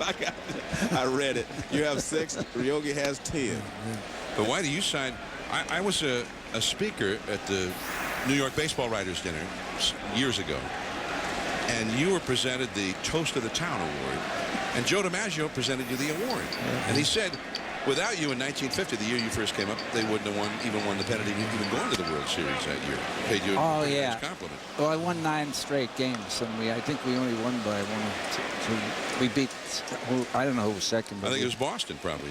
We only beat them by 1 or 2 games. Then we got in the series. It's okay, Whitey. No one remembers who finishes second. But now you got up and you'd been paid this great compliment by DiMaggio. You got this award, and you said, man, this is such a big deal. When they asked me if I'd come up for the Toast of the Town award, I thought it was probably a group of bartenders or something. That's what I thought it was. I thought they were pulling a joke on me. Is it telling on the 4 hits, 4 runs? Oh, here in the stadium. The first Chicago. pitch in Chicago, I'm sorry. The first pitch I throw, Louis Aparicio hits a double. Nellie Fox gets up, hits a bunts, beats it out. I hit Minoso in the neck with a pitch, so I've thrown 3 pitches and the bases are loaded. Blazewski hits one off the right center field wall. 3-run score. I've thrown 4 pitches. Casey comes out to the mound and he says to Yogi, does Ford have anything? And Yogi says, I don't know. I haven't caught a pitch yet. Yogi Berra, Whitey Ford, 2 of the best to ever play the game. Many thanks, for coming guys. by. Always good to see you guys. 2 Hall of Famers, part of the festivities and part of the bittersweet aspect of the final game at Yankee Stadium. Yeah. Introducing Traverse, the all-new crossover from Chevy, with seating for 8, best-in-class cargo space, and an EPA estimated 24 miles per gallon on the highway. It's everything you've ever wished for, and then some. Bullies. Yellow Book will always help you find what you're really looking for. Yeah! Say yellow to the future. Yellow Book. Introducing Traverse, the all-new crossover from Chevy, with seating for 8, best-in-class cargo space, and an EPA estimated 24 miles per gallon on the highway. It's everything you've ever wished for, and then some. These little town blues. The Yankees' winning tradition, and it has continued under the watchful eye of the boss, George Steinbrenner. And Peter Gammons with more on the Yankees' winning tradition. John, Babe Ruth built the stadium and intertwined the worlds of baseball and entertainment. George Steinbrenner is closing it, having taken Yankee entertainment to the billion-dollar stage of the 21st century. Steinbrenner's share in the $8.7 million purchase of the Yankees in January 1973 was $800,000, less than the cost of 4 box seats in the new stadium. What then was less than a $10 million business is now, with the YES Network and all the ancillary interests, worth between $3 and $3.5 billion. Hal Steinbrenner simply says his father is the Yankees. George's leadership restored the Yankee legacy with 6 world championships and 10 pennants under his watch. 2008 will likely end a string of 13 consecutive postseason appearances, but still have drawn 4 million fans to the stadium for the 4th straight season. Steinbrenner's development of the Yankee brand transcended baseball, as he hosted Saturday Night Live and appeared on Seinfeld, transcended sports ownership, and became the model for Steinbrenner copycats in every sport. Oh, he busted and fired Yogi Berra 16 games of the '85 season, hired and fired Billy Martin 5 times, called Dave Winfield Mr. May, and seemed addicted to the front and back pages of the New York tabloids. When his day comes in Cooperstown, he will be remembered as the boss who grew the Yankees and baseball itself from millions into billions, with never a dull moment to distract attention away from George's Yankees. The George Steinbrenner era. They won 6 World Series, and I think Yankee fans are, at this point, almost unanimous in their affection for George. And it wasn't done here with this franchise. And it wasn't always that way. No. But George won them over by winning championships and showing the people that all he really wanted to do was have the Yankees win. 1-2 the count to Adam Jones, who hit a triple. He almost had a home run down the right field line back in the 2nd inning. 3-2. Pettit and the Yankees are ahead now. And that slider's bounced foul over to the Baltimore dugout. A ball and 2 strikes. You know, when you speak of George, I always think of the fact that you know, him as a businessman. He always put his money back into his ball club. He made a lot of money here in New York, but he put it back in his ball club, and a lot of people got upset because he was paying a lot for free agents, but he wanted to win, and he put the money right back into his business. Nice play by Derek Jeter to get the fleet-footed Jones, and there is one away. And thanks to Yogi Berra and Whitey Ford, who came on with us. Yeah, George Steinbrenner came in when the Yankees, after they went to the World Series in '64, not only did not go again until 1976, they fell into the depths of despair in the mid-'60s, 65, 66. Red Barber televised a game here late in, or was the broadcaster on a telecast late in the '66 season, and they had the actual official paid attendance, Joe, of 413. Not 1,413, just 413. And some felt that Red got fired because of that game. He kept telling the director, you got to get a shot of the stadium. We got two teams that are down in the standings. That's not the story. The story is that nobody's here, the smallest crowd ever at Yankee Stadium. But they wouldn't show the shot. And then, in fact, they were telling him, we don't want you talking about it. He said, well, I'm going to talk about it. It's the story. When that season was over, Red Barber was given a pink slip. And that was the end of Red Barber as a broadcaster for the Yankees. I guess he shouldn't have talked about it. Listen to the producers, right? 2-2 the count. I never heard you talk like that before. 2-2 the count to Kevin Millar, who walked his first time. But suffice it to say, the Yankees went way south. It was a 10-team league at the time. They finished 10th one year. That's a base hit past A-Rod. And Millar, as the ball is dug out of the corner by Nady, has himself a double. So 1 out and 1 on for the Orioles, a runner in scoring position in the 4th inning. Fans joined Major League Baseball in its efforts to help victims of the devastation caused by Hurricane Ike by donating to the Gulf Coast Ike Relief Fund. Log on to www.ghcf.org or MLB.com to help those in need. Together, we can make a difference. Derek Jeter, who has not had a hit tonight, although he sent one back to the wall in the 3rd inning, the right field wall, in front of the short porch, caught by Nick Markakis.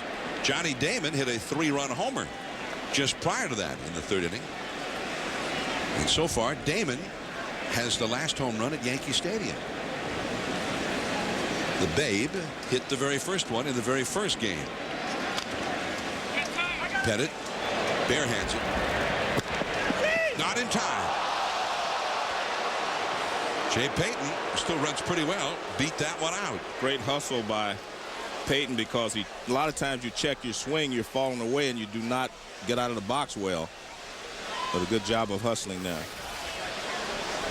Now you see, look, and he's running right straight down the chalk line. That gets you there as quickly as possible. Looks like a good call by Marty Foster. Well, he got a little help from Jay Payton. Payton was doing some umpiring there. Yeah, he was trying to put that safe vibe in the mind of the umpire. So with runners at first and second. I know why is Millar still at second, by the way? Here is Juan Castro, the 9th place hitter, and a big curveball for a strike. I would have thought he'd been able to easily move up on that little dribbler. 0-1 the count. Brian Roberts, the leadoff man, is on deck. We mentioned Damon's home run tonight, as we wonder who will hit the last home run in Yankee Stadium history. There have been so many huge home runs hit here as Giambi makes the grab. One of the most famous was hit to win the pennant for the Yankees against Kansas City in the American League Championship Series in 1976. Delivers high fly, hits it right center field. That's gone. It is gone. Chris Chambliss has won the American League pennant for the New York Yankees. A thrilling, dramatic game with overtones of that great 6th game in the World Series a year ago, and then the 7th game too. What a way for the American League season to end.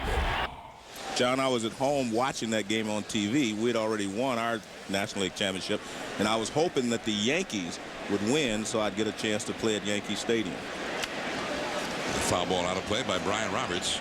That was Howard Cosell and Keith Jackson were broadcasting that game on ABC that night. I thought it was only Howard. Mostly Howard. Yeah, that's what it sounded like, mostly Howard. Brian Roberts is flied out deep to right, and he was safe on an error in the third inning, stole a base and scored a run. 2 men on, 2 men out. The Yankees leading the Orioles 3-2. That put the Yankees into that World Series against the Big Red Machine. Yeah. And Reggie Jackson joined Keith Jackson and Howard for the telecasts of the World Series.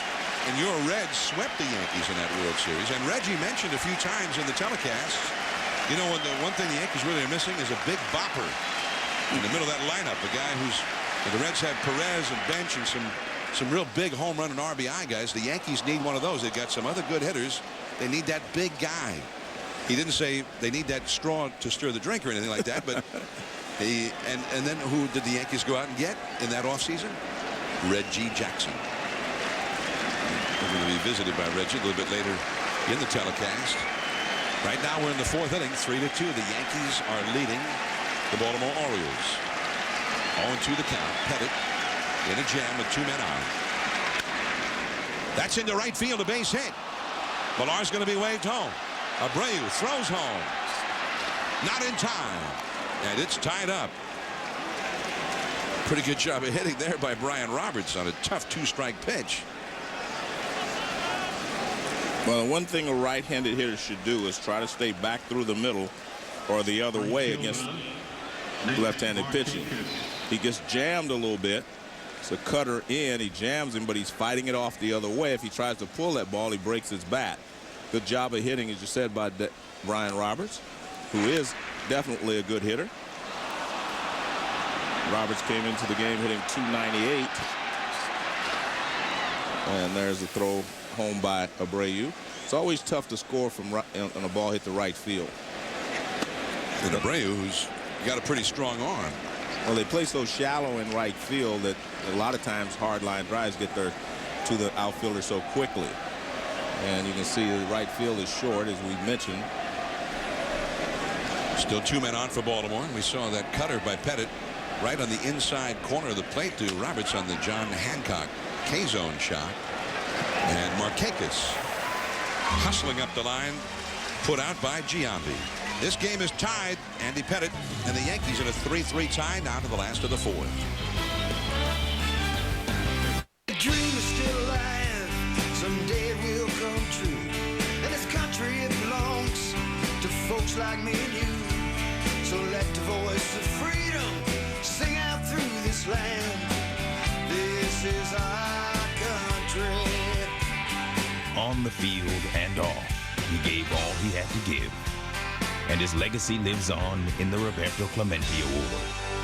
Proudly supported by Chevy. 47. I'm comfortable in jeans that are tough. I'm comfortable in jeans that last. I'm comfortable in Wrangler. Real comfortable. Wrangler 5-star premium denim jeans. Built tough with long-lasting heavyweight denim. Built comfortable with relaxed fit. Satisfaction guaranteed. Wrangler, real, comfortable jeans. I'm 2 things in one. I'm a man and a pretty smart shopper. So I love that Old Spice has created Double Impact. Moisturizer and body wash striped together in one awesome product. Thanks, Old Spice. Touchstone Pictures presents Miracle at St. Anna. In 1983, Hector Negron killed a man. In his home, they found a priceless artifact. What's it doing buried in the bottom of your closet? It was a clue to a mystery that began in World War II. Miracle at St. Anna is one of the best films of 2008. Director Spike Lee delivers a classic of epic size and scope. No, I'm the only one who knows. Miracle at St. Anna. Rated R. In theaters September 26th.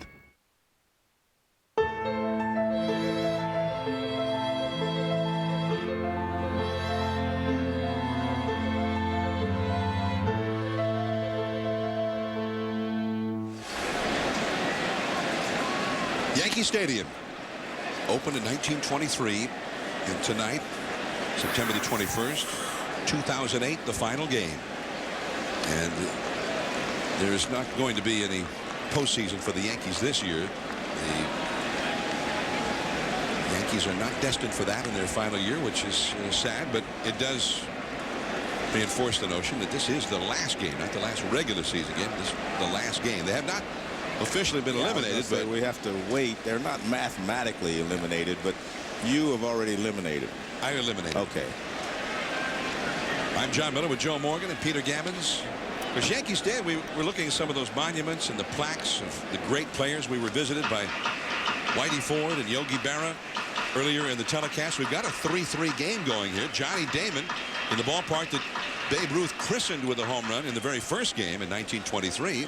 Johnny Damon has hit a home run here tonight. But another part of Yankee Stadium back in the 30s, it became a vital part of Negro League baseball history in July of 1930. And a player who played a little bit later on, but many times played here at Yankee Stadium as second baseman for the Philadelphia Stars, Malin Duckett. He played against such great players as Satchel Paige, Jackie Robinson, Buck Leonard, Buck O'Neill, Judy Johnson. He was managed by Oscar Charleston. These were some of the greatest players in the game at that time, but not allowed to play in Major League Baseball. African-American players were excluded. And Malin Duckett is here tonight and standing by with Peter Gammons. Peter? Well, John, Malin, what was it like when you came in here with the Philadelphia Stars and you played in Yankee Stadium in front of 40 and 50,000 people? What was it like? Well, my first time here, I was still a kid. I was right out of high school. And I never played in any Major League ballpark. And I know when I walked out on this field and I saw all the people, I just had, I guess, I don't know, I know I was nervous. Plus the fact, I said, here I am in Yankee Stadium, the greatest ballpark in baseball. And they had so many great ball players. In those days, you know, we didn't have Jackie Robinson or anything because it was a segregated league. And I just couldn't imagine myself as a second baseman playing second base. I got out there, my favorite Major League second baseman was Charlie Gurringer of the Detroit Tigers. So when I was standing on second base, I said, I'm standing out here on the same spot where Charlie Gurringer always played. And then he had the Joe Gordons and so forth. But it was, what a great feeling. That was my first time because we played so many times after that, I sort of got used to it. But we always had anywhere between 40 and 50,000 people on Sunday. Tell me about the home run off Satchel Paige here. Well, that was in 1941. I was only 18 then. And I hit it right field because they used to call it the porch there. See, it wasn't as quite as well, in fact, it was shorter then than it is now because they have a field that they had put in there.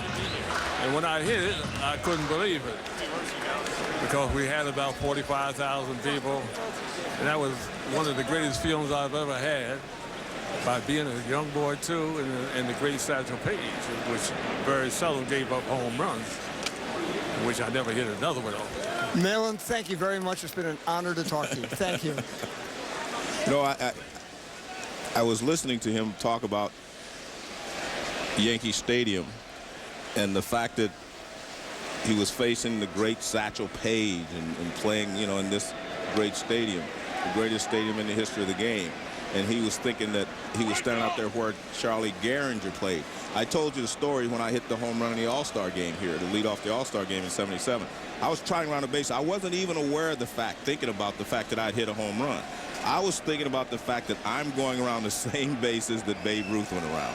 And that was kind of like what he just said there. It's bigger than what you accomplish yourself, the fact that you're going, treading where great players have played. Molina, deep left field, way back there, and adios!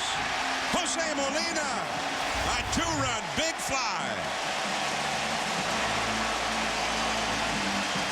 5-3 Yankees, they're back ahead.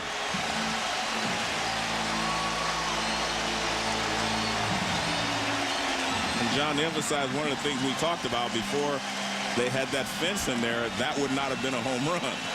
And I tell you what, when Molina hit it, it better have gone out of the ballpark or he would never have reached first base. He knew it was gone. Watch the moment he hits it. There's the pitch outside toward the outside part of the plate. And he knew he had gotten enough of it to get it over the left field wall.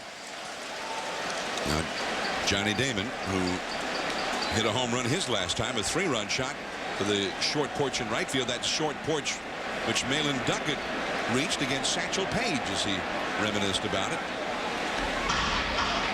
And those fans are trying to figure out a way how to get that ball through that net. As I mentioned, they moved the fences in here back in the 80s. And it was 430 feet to left center after they opened the remodeled Yankee Stadium. Now it's 399. But where those retired numbers are located, you had to hit it over that fence when the ballpark first reopened in '76. Well, you owe me something because I did say there would be another home run hit. So we had a wager going on it? Yeah. I just didn't tell you what it was yet, but I'll let you know after the game. I'm going to have Whitey Ford and Yogi Berra take you out to dinner. And then somebody got the souvenir, looks like. Johnny Damon to center field. Adam Jones. And that is the second out of the inning. And now Derek Jeter, once again introduced by Bob Shepard. Now for the Yankees, number 2, Derek Jeter. Number 2. The legendary voice of Yankee Stadium since 1951, Bob Shepard. And he is not here tonight, but he made a tape at Jeter's request. Bob never actually introduces players like that. All the years since '51, he had never said "now batting" before any hitters. You see the fan got himself a souvenir of the final game at Yankee Stadium. He's a lucky man. But Jeter said he'd like to have him say "now batting," and so Bob accommodated. So Jeter really, in the 58 years since Bob Shepard first became the PA man here, is the only player ever announced as now batting number 2. So Jeter got something real special going on there.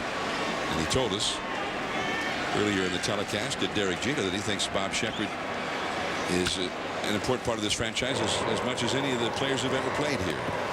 He is thrown out by Castro. But Jose Molina has hit a 2-run homer, which right now is the last home run at Yankee Stadium. Although we're far from done.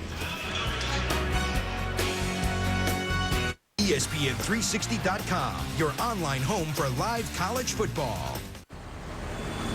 Hey. Oh, hi. It's pretty quiet. I think I'm just going to take my lunch now.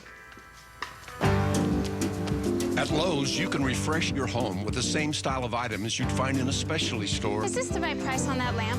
It sure is. For a lot less. What'd you get at Lowe's? Chainsaw. My husband's a logger. Lowe's, let's build something together. Ask for 10% off your first purchase on your new Lowe's Consumer Credit Card account. Listen, we see things differently on the south side of Chicago. We don't hit the ball. We hammer it. Here comes the Southside Hitmen. We don't run the base pass. We own them. That's the Southside way. He struck him out. If you want to reach the postseason, Huge home run by Dirty 30. you got to get those socks dirty. The front of the plate. He is safe. There's only one October. Hey. Oh, hi. It's pretty quiet. I think I'm just going to take my lunch now. At Lowe's, you can refresh your home with the same style of items you'd find in a specialty store. Is this the right price on that lamp? It sure is. For a lot less. What'd you get at Lowe's? Chainsaw. My husband's a logger. Lowe's, let's build something together. Come to Lowe's and support the victims of the 2008 hurricanes. Lowe's will match all contributions up to $250,000. These little town blues. My best memories when I came here April 13th, 1978, and Reggie Jackson hit his home run, and they threw all those Reggie bars on the field. I'd have to say after 9/11, when the country was at its lowest point, and the Yankees were in the World Series against the Diamondbacks, and what they did on their home turf, defending their home turf, it lifted the whole city of New York and the whole nation. Memories of Yankee Stadium. Two fans who are here tonight among the more than 50,000 for the final game. And moments to remember. Reggie Jackson, who had said, as the one hopper hit by Melvin Mora right to Giambi, and Reggie had said, if I played in New York, they'd name a candy bar after me, and indeed they did. And they were littering the field with him after his opening day home run, as the fan remembered. Joe Girardi got his own memories of this ballpark. A Yankee helped him win some World Series. And Joe, now the manager of the Yankees, many thanks for joining us. Thanks, John. Thanks, Joe. What do you think about the atmosphere here tonight? You know, the atmosphere reminds me of a World Series game. I was fortunate enough to play in 3 World Series, and when I woke up this morning, I had that same feeling in my stomach that it was a huge game for us, and it was like a World Series game. Now, you told us before the game, Joe, that you mentioned that to Paul O'Neill, and he agreed with you. Yeah, he has his son Aaron with him, and unfortunately Andy couldn't be here because he's in school. But you know, Paul said he had those same kind of jitters that you get when you wake up. You know, whether you're playing a Game 6 or Game 7, and it's a wonderful feeling as a player, and to be able to be part of this and watch the ceremony tonight with all the great players that came back, and the ovation that Bernie got back. It's the first time Bernie's been back since he stopped playing, and we've missed Bernie, and we're sure glad he came back tonight.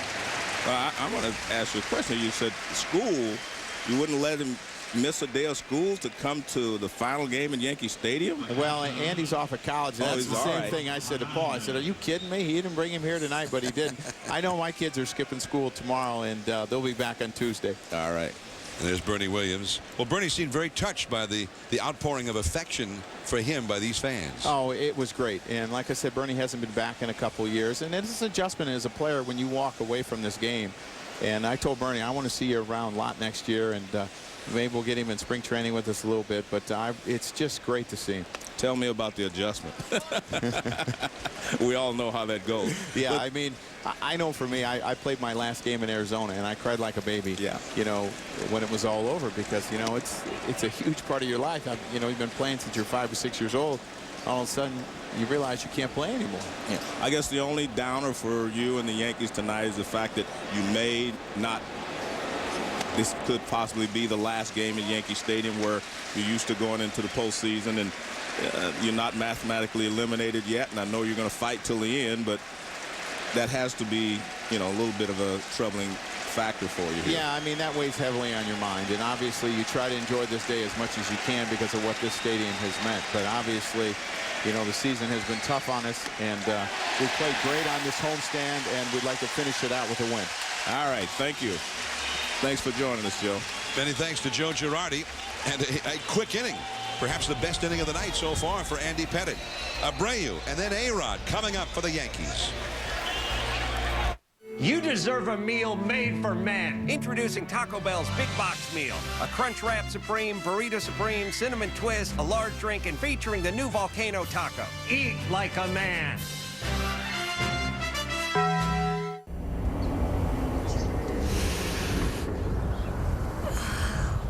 Mr. Evans, this is Janice from OnStar. I received an automatic signal you've been in a front-end crash. Do you need help? Yeah. I'll contact emergency services and stay with you. You okay? Yeah.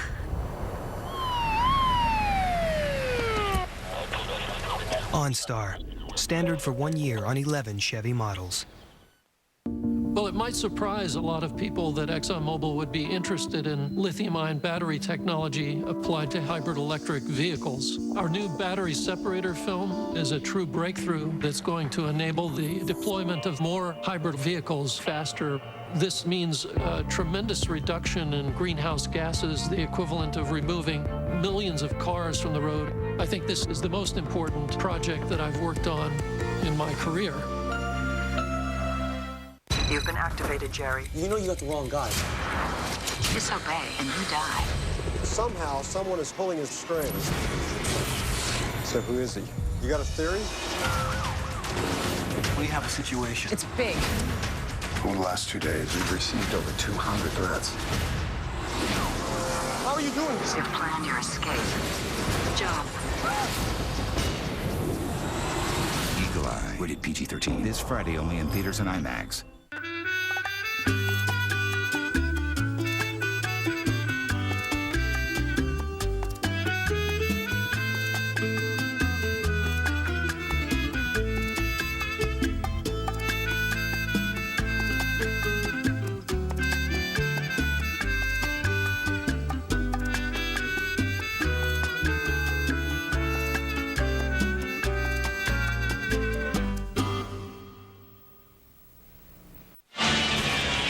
It's ESPN Sunday Night Baseball from Yankee Stadium. There's the familiar big ballpark in the Bronx. And the Yankees have a 5-3 lead. Home runs by Johnny Damon, a 3-run shot in the third. And Jose Molina, a 2-run blast to deep left, which by definition, if you hit one out there away from the foul pole in left field, you have to hit it deep because it's deep just to get it to the wall. Now Bobby Abreu with Alex Rodriguez and Jason Giambi to follow the 3, 4, 5 spots against the rookie Baltimore left-hander Chris Waters. That's an accidental ground ball. Melvin Mora too late, and an accidental base hit for Bobby Abreu. And that's one of those, John, when you're trying to hit 300, he came into the game hitting 298. You'll remember that one. He's 1 for 3 in the game now. See the smile on his face. He's happy. Well, here comes Alex Rodriguez.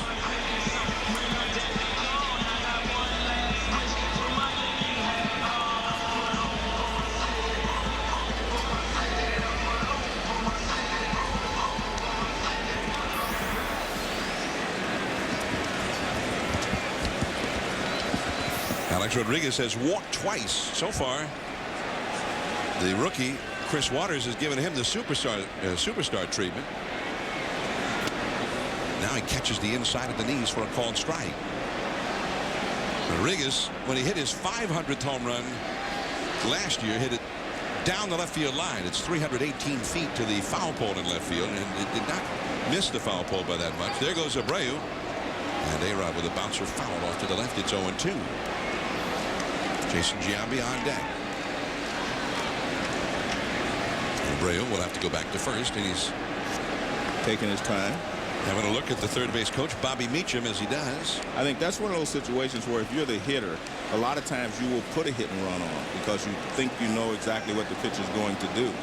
And I think that was a hit and run for A-Rod rather than a straight steal. As he swung at a pitch that was down and out of the strike zone. And that one almost hit him.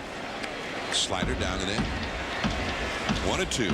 Alex Rodriguez, one of the great home run hitters of his time, or anybody's time. He's just 10 back of Reggie Jackson, who's 11th on the all-time list of home run sluggers. He moved past Michael Jack Schmidt earlier this year. Also moved ahead of Mickey Mantle. And a foul off to the left. A-Rod has hit 20 home runs or more in this ballpark in each of the last 4 seasons. Only the Babe had a longer streak of hitting 20 or more in this park in the history of Yankee Stadium. 1-2 the count. And he's staying with that slider. Still 1-2. Anytime your name is connected to the Babes, you're pretty good. So A-Rod has had 4 successful seasons here. He still is trying to win the hearts of the New York fans because he's won 2 MVPs in those 4 years, but it just seems that he hasn't been accepted here yet as a total superstar. Lacking the one bit of credibility that Yankee fans almost demand of their superstars, which is that World Series ring. They have not won a World Series since Alex Rodriguez arrived in town. Whether or not that's A-Rod's fault, we can have a long discussion about that. Yeah, I would say it's not his fault, but obviously they have not won in the time that he's been here. 2-2 the count, and back to the bag is Abreu. Alex Rodriguez this year 35 homers, 101 batted in, 18 steals, hitting over 300. And he spent time on the disabled list, keep in mind. He missed 21 games all told this year. And again, back to the bag is Abreu. And we saw a shot there of Derek Jeter, and that's the one thing, no matter what Jeter does for the rest of his career, they will not be able to take those championships away from him. And that's what the fans here identify him for, is championships. And that's what the Yankees in the past were all, identified with. Yogi Berra, Whitey Ford, winning championships. Abreu runs, and A-Rod hits a high fly ball that'll stay in the yard. Adam Jones, and that is out number 1. Joe, time now for our Sprint instant analysis concerning Andy Pettitte. Well, he's known for his cut fastball, but these are all straight fastballs. The riding fastballs up and in, staying in tight on the right-handed hitters. Not cutters, but good fastballs. He's doing good work on the inside. He's broken 2 bats so far, but a lot of guys are looking for that cut fastball, and it's the straight fastball riding in on their hands. He's allowed 3 runs, 2 earned runs, but just had his best inning of the night here in the 5th. Jason Giambi, ball 1. Giambi has flied out to shallow center, and he has walked. Giambi hits a lot of home runs, and they brought him here because this is the house that Ruth built. There's that short porch in right field made for a left-handed pull hitter. One of Babe Ruth's nicknames when he played here was the Bambino, and John Sterling, the outstanding radio voice of the Yankees, when Giambi hits one, he calls him Giambino. So Giambi, although I don't think Giambi has lived up to expectations here since coming to New York. There's John Sterling, been broadcasting Yankee games on the radio since back in the 80s. That's inside to Giambi. John Sterling and Michael Kay, who's the television voice of the Yankees, were the co-MCs of the pregame ceremonies, and I thought they did an excellent job there, encompassing the great history of Yankee Stadium. Although the ceremonies are not going to be the end of ceremonies here. Apparently in November they're going to have the official closing of Yankee Stadium, and they'll encompass then not just the Yankees and their great history here, but the New York Giants football team played here for years. 30 championship boxing matches were held here. 3 popes have said mass in Yankee Stadium, including just this past summer Pope Benedict. 2-1 the count to Jason Giambi. Soccer, the great Pele called this stadium home in 1976 when he played for the old New York Cosmos. Just off the outside, and the count is 3-1. Not only were there a lot of great boxing matches that were held here at Yankee Stadium, 2 of the most compelling of all time. One in which Joe Louis was beaten by the German Max Schmeling, but they had a rematch. And in the rematch, June 22nd, 1938 at Yankee Stadium, Louis dominated Schmeling. He dropped him 3 times in the first round and ended the fight after just 2 minutes and 4 seconds, defending his heavyweight title. And of course, this was near the onset of World War II. And Schmeling came from Nazi Germany, representing the Aryan superiority, and lost to the African-American Joe Louis convincingly. Double play to end the inning, and we're heading to the 6th inning now. Andy Pettitte back to the hill with a 5-3 lead. Live only on DirecTV, it's Farm Aid 2008 with live performances from Willie Nelson and Neil Young. John Mellencamp, Dave Matthews, Kenny Chesney, and many more, teaming up to support family farmers. Exclusive commercial-free coverage starts today at 4 p.m. Eastern on the 101 Network, only on DirecTV. Nim lives on a secret island with her dad and her amazing friends. Who built this place? We did. But when her dad's in trouble, their search for him will be the adventure of a lifetime. Little Miss Sunshine's Abigail Breslin, Jodie Foster, and Gerard Butler. Get on! Nims Island. I'm two things in one. I'm a man and a pretty smart shopper. So I love that Old Spice has created Double Impact. Moisturizer and body wash striped together in one awesome product. Thanks, Old Spice. I don't have to tell you what athlete's foot is like. It's annoying. And you just want it gone. So I get rid of it with Lotrimin Ultra. It's so powerful it kills all major types of athlete's foot fungus. Nothing cures better. Lotrimin Ultra, the killer cure.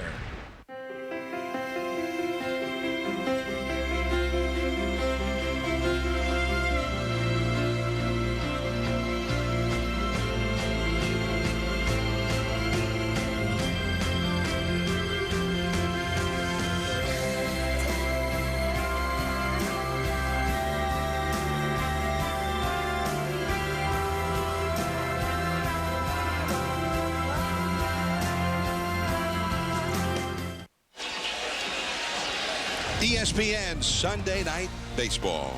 The final time from Yankee Stadium, New York. I'm John Miller with Joe Morgan and Peter Gammons. And Peter Gammons is standing by with two pitchers who did something extraordinary here. 1998, David Wells pitched a perfect game. A year later, David Cone pitched a perfect game. Wells and Cone, the two perfect game authors with Peter Gammons. Thank you, John. Well, David, it's remarkable to have three guys, including Don Larson, through perfect games in this ballpark. Just talk a little bit about what that one game, having grown up a great admirer of the Babe, meant for you. Well, I mean, it put me on the map, I'll tell you that. But, you know, when you go out there in Yankee Stadium and you put a performance like that, obviously, you know, there were some plays that were made behind me to make that happen. I mean, it's probably one of the greatest things that's ever happened to me in my life. And, you know, and to me, for a guy like me whoever thought I would have thrown that damn thing. But, you know, it was a blessing in disguise. Just the stars were lined up, and, you know, and forever, that'll link me forever to Yankee history, and that's okay in my book. What was it like coming back for this night? It's sad. You know, I mean, it's great. I'm glad I'm a part of it. You know, the ceremonies were just unbelievable. I mean, just to see these guys come out, and especially Bernie, you know, has been here since he retired, and to see something like that, you know, I'm just blessed and that I'm part of this. I'm glad the Yankees thought of David and I and Don, obviously, but you know, it's something it's going to be, we'll remember for the rest of our lives, and you know, it's just going to be a sad night as soon as the last pitch is over. David, you had almost a perfect day with Don Larson coming back, throwing the first pitch to Yogi, and then you threw the perfect game. What do you remember most about that day? Well, I remember seeing Yogi riding around before the field in a Thunderbird, you know, convertible, waving at the crowd, and I was warming up down in the bullpen, and I wasn't even thinking about pitching. I was just enjoying the scenery, and, you know, at the end of the game, somebody told me that I threw 88 pitches, and all I could think about was that big white number 8 behind home plate, thinking of that because that was Yogi's number. And you think about, you know, history, and, you know, as Kurt Schilling said, you know, mystique and aura, it was there that day for me. David, thank you very much. Also, David, thank you. Peter, pleasure. All right, and many thanks to David Wells and David Cone. And the night is over for Andy Pettitte. He leaves as the pitcher of record for a win. But it will be up to the bullpen now as the fan chants Andy Pettitte. They want him to take a bow. Fair, straightforward pricing. That's what TD Ameritrade stands for. Think about it. Why pay investing fees you shouldn't have to, or account fees that aren't clear, like inactivity fees or maintenance fees? It's not right, and you know it. And the thing is, the other investment firms know it, but they do it anyway, and that's just not fair or straightforward. TD Ameritrade. Independence is the spirit that drives America's most successful investors.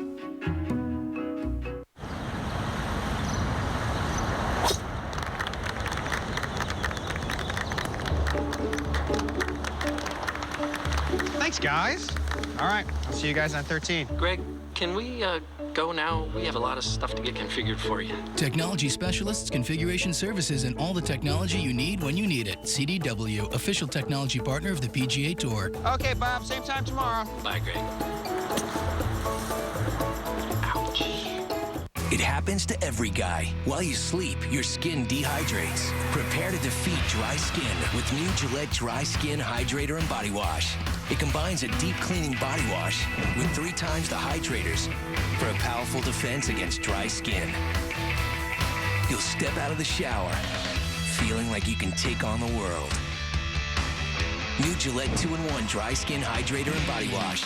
Unleash the power of your shower.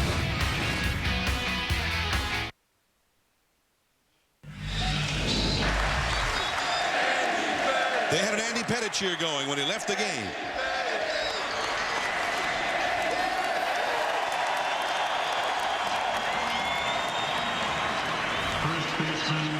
So Andy Pettit has turned it over to the bullpen with a 5-3 lead and a runner at first. Here in the 6th inning. And the right-hander is Jose Veras with a left-hander, Phil Koch, warming up in the Yankee bullpen. And here is Kevin Millar.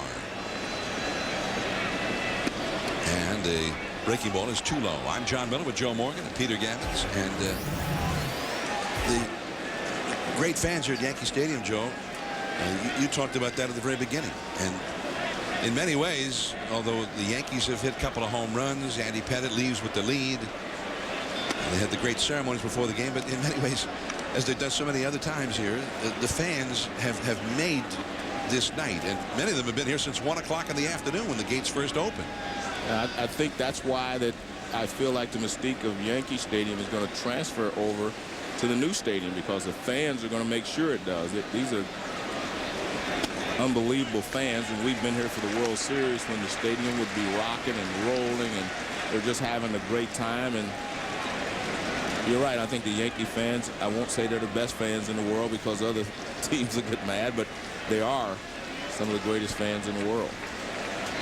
Well, they just energized this ballpark. And I guess you could say that the ball club has energized them. Right. I want to ask Reggie Jackson, though, when he gets here, I want to ask him a question, because, you know, they were just chanting Andy Pettit and all the other guys, Derek Jeter. When Reggie was here, they just said Reggie. You know what I mean? Yeah. The first name, as the guy said, if you could be identified by your first name, you're a star. You know, like, I don't want you to call me Joe Morgan anymore, just Joe. Okay? I need another syllable. How about Joey? That's strike 3. Kevin Millar is done. Now, Reggie Jackson wanted to go out into the right field stands to get that view that he used to have when he played right field one last time, and then the fans kind of recognized him, and Reggie accommodated him. He took the pictures for the fan. I mean, Reggie's always recognizable wherever he goes. And I want to. One out here is Jay Payton with a runner at first. Julio Veras, the new Yankee pitcher, back to the bag is Adam Jones. 5-3, the Yankees ahead in the 6th inning. We're going to be chatting with Mr. October, Reggie Jackson, in the last half of the 6th inning. 1 out, 1 on for the Orioles. That fastball is a strike on the outside to Jay Payton, who has knocked in a run with a force out and has beaten out an infield hit. He's 1 for 2.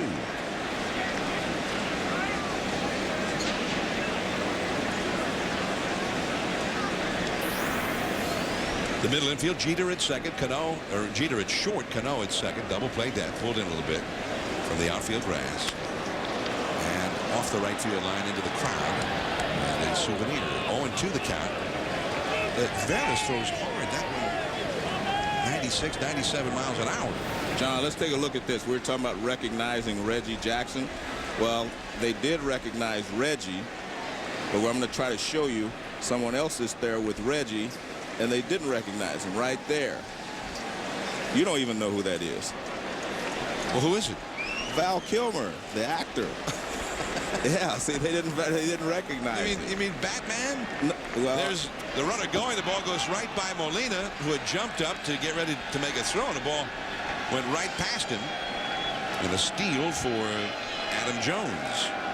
Well, I don't remember his Batman. I remember him Doc Holliday in the Tombstone. Oh, that's true. He was a great Doc Holliday. He was a great Doc Holliday. I had a chance to talk to him on the field. He grew up here in New York. He was a New York guy. Yeah. There's another superstar, Matthew Modine. Got a Yankee jersey on. I saw Richard Gere on the field before the game. 1-2 the count. Molina out having a chat with Veras. There's Richard Gere. I saw Spike Lee. He was here. Spike's got a new movie coming out this Friday. This Friday? Yeah. 1-2 the count to Jay Payton. Spike, of course, a big Yankee fan. Oh, that breaking ball just off the line. 2-2. Well, what's the movie? What's it called? What? There's Bobby Knight. Bobby Knight, a great baseball fan. Good friend of Cardinal manager Tony La Russa. Loves the game. That curve is lifted to left along the line, and there is Navy. 2 down. Payton retired. Adam Jones holding at second. Now Juan Castro was due up next, but he's gone back down into the dugout. So they may pinch hit here for Castro. Nobody's come out yet. Only Brian Roberts, the leadoff man, who's not due up next. So this is apparently a last-second decision.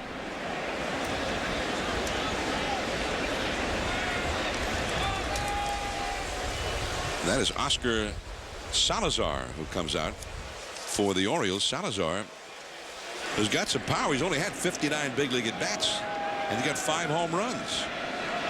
So manager Dave Tremblay said, let's try and tie it up with one swing of the bat here. For Castro, number 19, Oscar Salazar, number 19. So you don't remember the name of Spike Lee's movie that's coming out Friday? No. And I've been watching the commercials for it all week. Well, what's it about? Well, it's about World War II and the miracle of St. Anne's. St. Anne's, that's it. Miracle at St. Anne's. That's it. St. Anna. Of St. Anna. Yeah, Miracle at St. Anna. And it's about a guy that a true story. True story, and they find a artifact in the guy's house after he had been, he committed a crime, and it leads back over to the war. So it's pretty interesting, he told me. When I talked to him today, I told him I was going next Friday to see it. He didn't give me free passes or anything, but I told him I'd go. Oh. Yeah. Sorry, because he gave me several. Maybe I was supposed to give them to you. Maybe that was. I forgot what he said. That's probably what was supposed to happen. I've seen the trailers for that movie, and it looks really good. Here is Oscar Salazar with a runner at second and 2 down. And the curve is up and in for a ball. Salazar,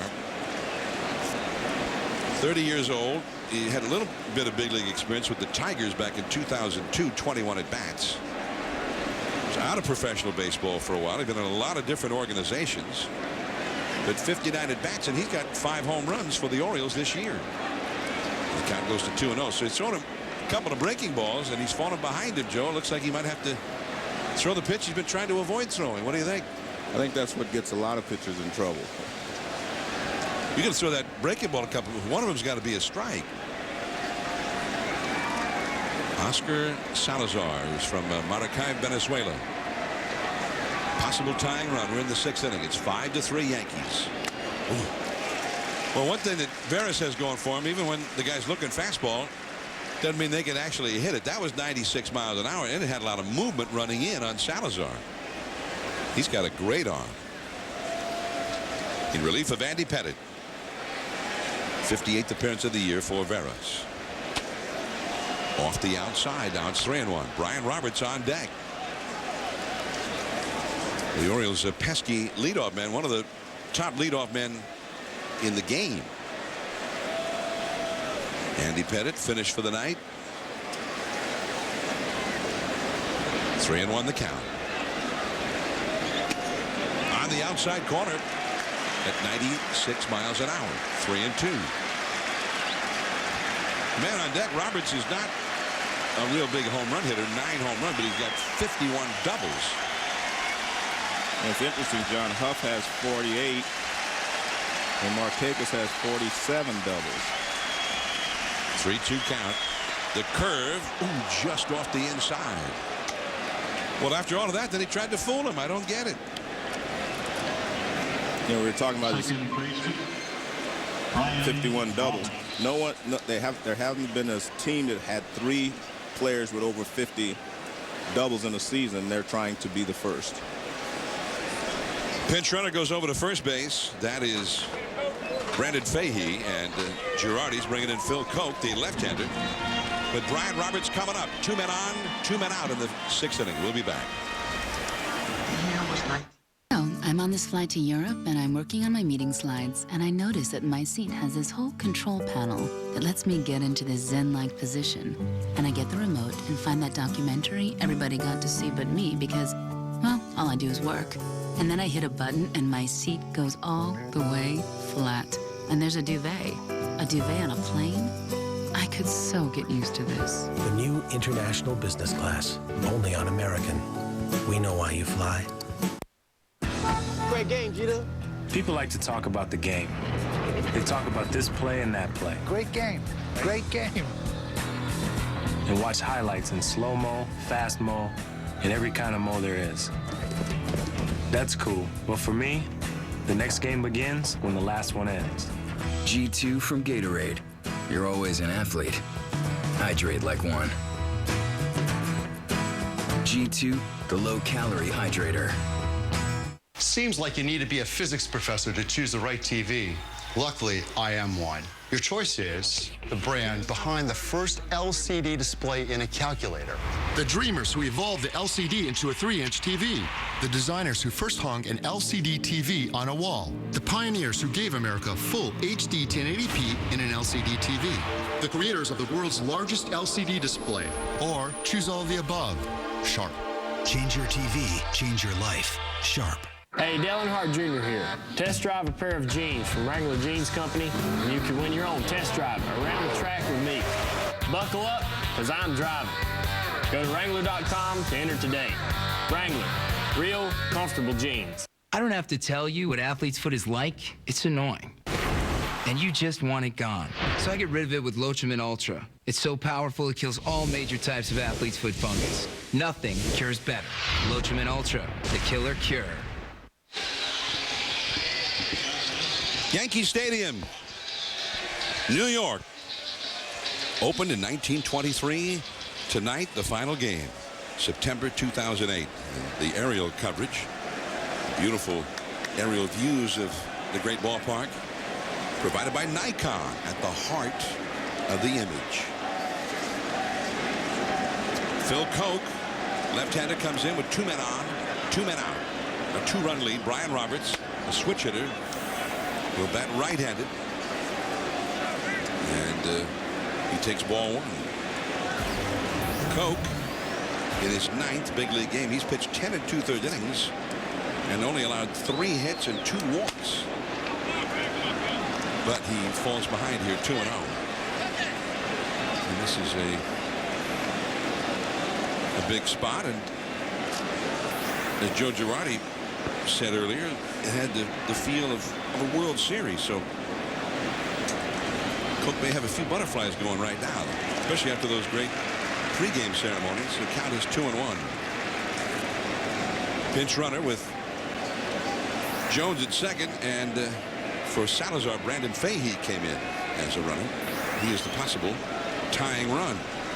Koch trying to keep that from happening. 5-3 Yankees. Blew a fastball at 93 miles an hour right by him.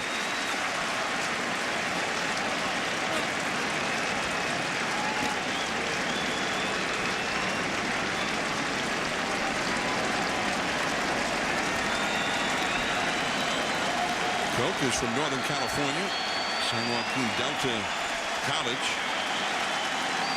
26 years old.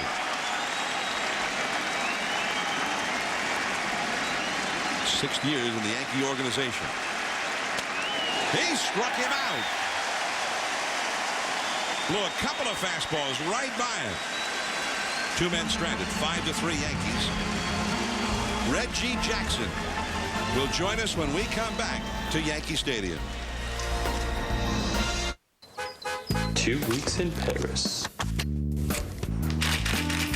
Fully operational. Ashton, car's here. The new 12.3 megapixel Nikon D90, the world's first DSLR to shoot HD movie, bringing interchangeable Nikkor lenses to video. Let that blow your mind. For amazing possibilities, the D90 with live view. Is that all you're bringing? Undies. It's everything you need.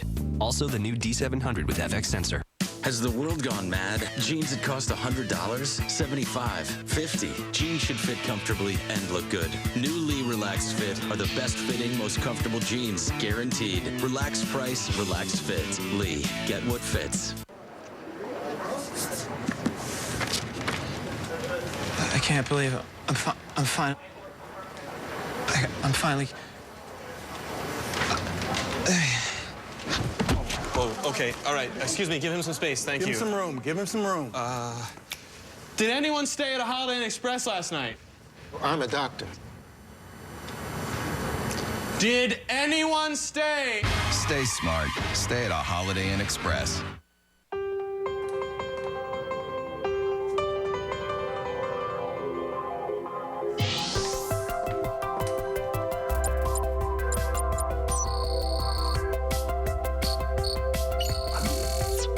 How can I help you? Yellow Book will always help you find.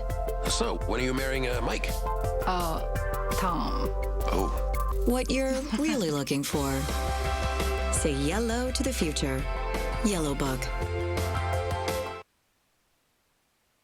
I won't miss this place. Like the home runs that built it, this place will soon be out of here. Gone. History. Only this time, it ain't over when it's over, because the Yankee Stadium will still be right here. Yogi Berra, and it ends tonight. Yankee baseball in the big ballpark in the Bronx, as Reggie Jackson always called it. Now, maybe somebody else called it that as well, but I always remember Reggie saying that. And Reggie Jackson joins us now. Mr. October is commemorated out in the Monument Park on a Monument Park plaque as one of the most colorful and exciting players of his era, a prolific power hitter who thrived in pressure situations. I thought you were going to say a prolific strikeout guy. Well, that too. We don't give the bad up here. Thrived. We only give you the good. We only give you the good stuff, Reggie. You know what I mean? Thrived in power situations, other than despite all of the strikeouts. Yeah. I'm hoping for A-Rod to keep playing another 10 years. That ball down the left field line, into the corner. Peyton right beneath the foul pole. That's what Mantle said to me. He called me up when I hit it, number 536. He said, "Boy, Reggie, it looks like if you could play another 3 or 4 years, you could get me out of the record book." He said, "I hope you keep playing."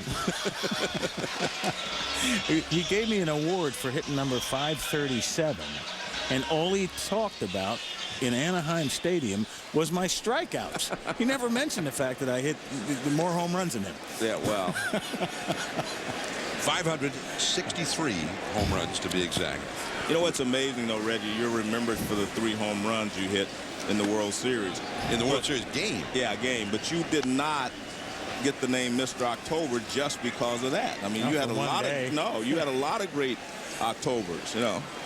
In 5 World Series, and I don't mean games, I mean World Series, whole World Series. In 5 different World Series, Reggie hit 357 with 10 home runs and only 98 at-bats.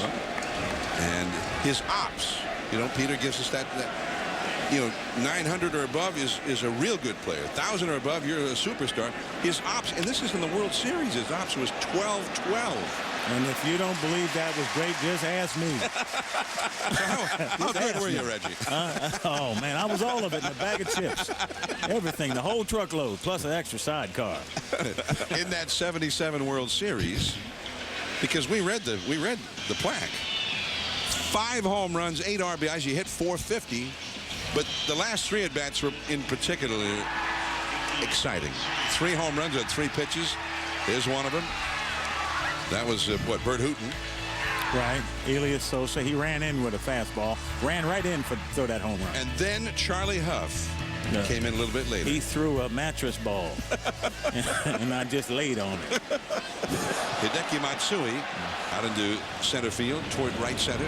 Adam Jones. I had a guy tell me today, and he said, gosh, Reggie, you know, Mantle and Ruth and Gehrig are the face of the old stadium. I said, well, what about Mantle, DiMaggio, Yogi, and Whitey? And he said, no. He said, that's the Mount Rushmore would just be Ruth and Gehrig. I said, really? He said, well, and the new stadium is Jackson and Jeter. I said, well, there's a guy out in the bullpen that sits there for 2 or 3 hours a night. He comes in, and he may be in the top 5 all-time of all-time Yankees. Top 5 now. If you're top 5, that's Ruth, Gehrig, Mantle, DiMaggio, Yogi Whitey, and Mariano for me is in the top 5.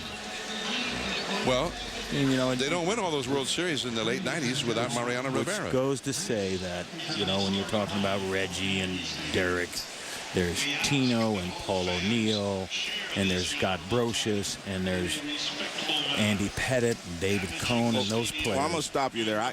Look, I respect all those guys for what they did, but you're Reggie Jackson, and that means a lot to the national public, to everyone else. I mean, the other guys are all great players, and they have had great careers.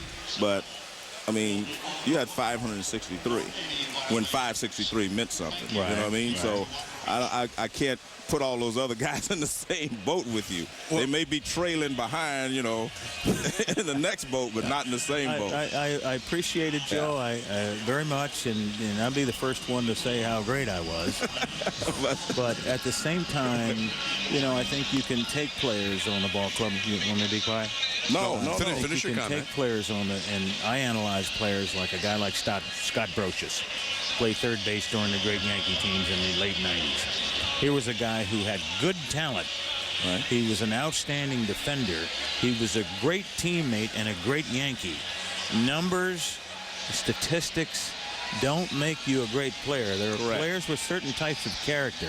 Right. And so in order for me to have been successful in the career I had by being successful in postseason, the Catfish Hunters, the Raleigh Fingers, the Dick Greens, and the Bert Campaneris's, the great defense of Greg Nettles and Bucky Dent and the Randolphs, they were extremely important. Well, I'll give you all that. Close. I'll give you all that, Reggie, but they can't be in the penthouse suite with you. They can have a suite next door. Thank you, Joe. And none of them hit 3 home runs in one game. In one World Series game. None of them are called Mr. October. Did Reggie. We've got a new pitcher in the game. I guess we should do a little play-by-play here. And that is Lance Cormier to face Jose Molina. But we want to go back here in a moment. We've shown the first 2 of those home runs. But that wasn't the whole story. Now, there have been a few guys who've hit 2 home runs in a game. That's pretty good. But 3, not often done. And there's a base hit for Molina. And Cano will go to second. So Molina is 3 for 3 here in the final game at Yankee Stadium. Damon is coming up. Let's go back. He's had 2 home runs. It's 1977. The knuckleballer Charlie Huff in from the bullpen. Now listen to the ovation for Reggie Jackson as he comes up to the plate. Reggie Jackson has seen 2 pitches in the strike zone tonight. 2. And he's hit them both in the seats. Goodbye. Goodbye. Oh, what a blow. What a great and something on. Forget about who the most valuable player is in the World Series. Howard Cosell, Keith Jackson. No, Howard Cosell again.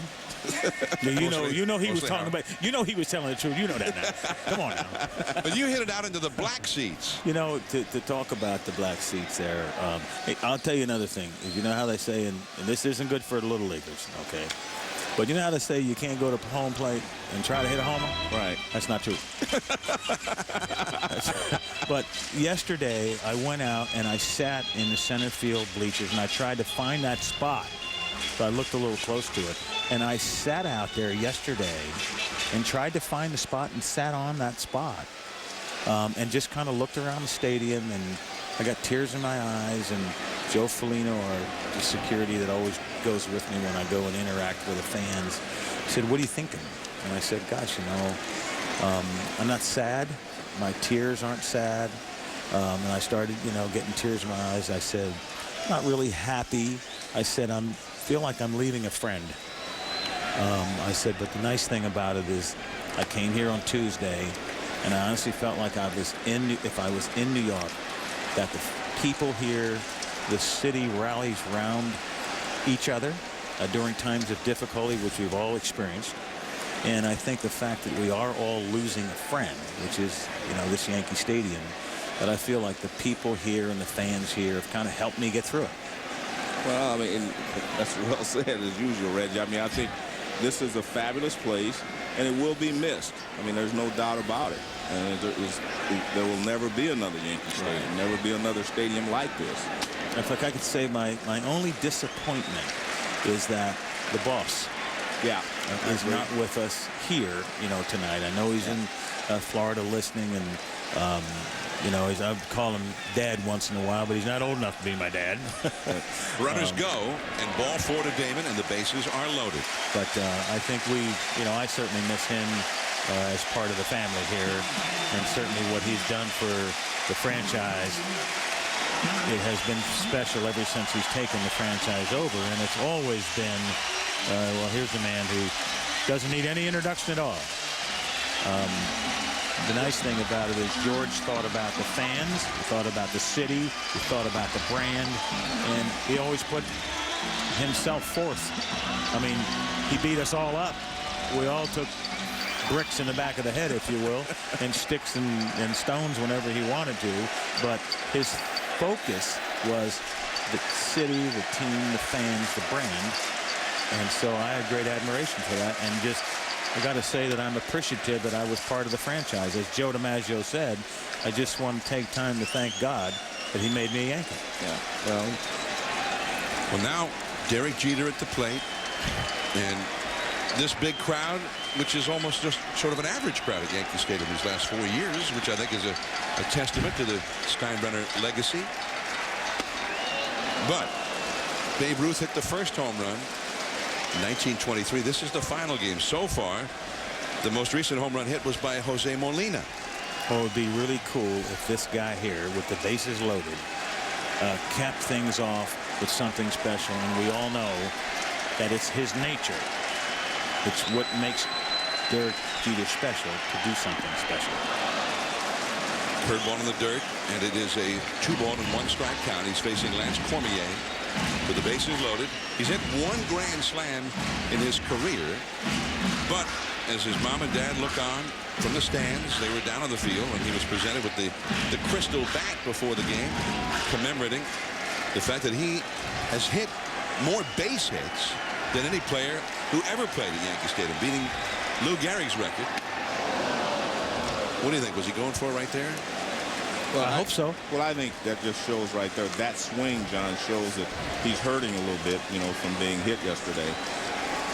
But hit in the left hand, the meaty part of the left hand, near the small finger.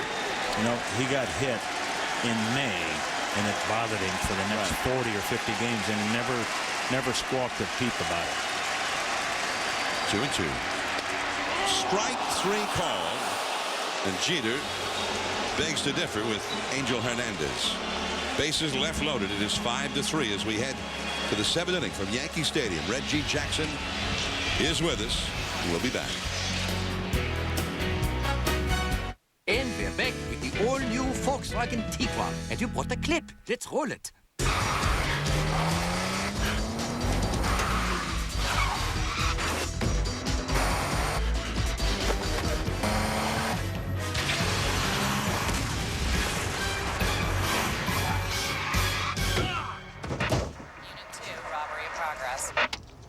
Compact and power-packed to the rescue.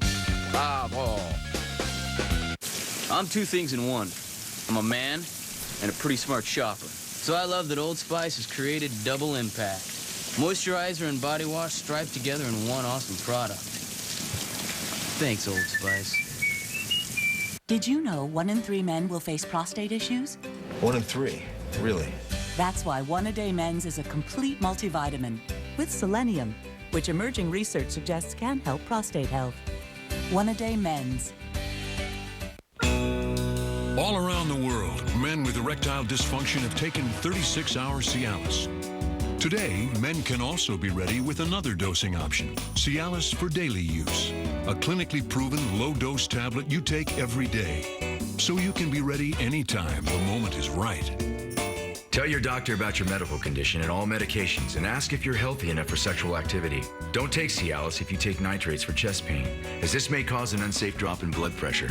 Don't drink alcohol in excess with Cialis. Side effects may include headache, upset stomach, delayed backache, or muscle ache.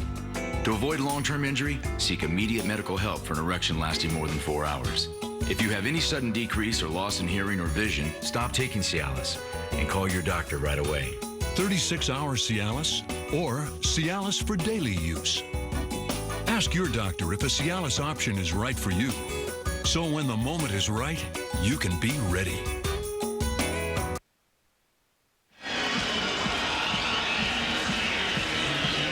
Yankee Stadium in New York, Sunday Night Baseball. The final time at Yankee Stadium, 5-3. The Yankees lead the Orioles. Fans join Major League Baseball in its efforts to help victims of the devastation caused by Hurricane Ike by donating to the Gulf Coast Ike Relief Fund. Log on to www.ghcf.org or MLB.com to help those in need. Together, we can make a difference. John Miller, Joe Morgan, Peter Gammons, and we're joined by Reggie Jackson. And this special night, the final game at Yankee Stadium, of which Reggie was such a big luminary, especially that night in 1977, his first year with the Yankees, hitting 3 home runs in the one game. Now, the next time he batted was opening day the next year, 1978. Maybe you opened on the road, I don't know. But the next time you batted in this ballpark was right here at Yankee Stadium. And after you hit that 3rd home run against the knuckleballer, Charlie Huff, in the World Series, as Markakis is out, 1 away. You came up against Wilbur Wood opening day in 1978. Let's take a look and see what happened.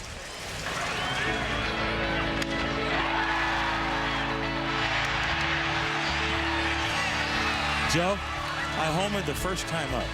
You like knuckleballs. In 78, you love them.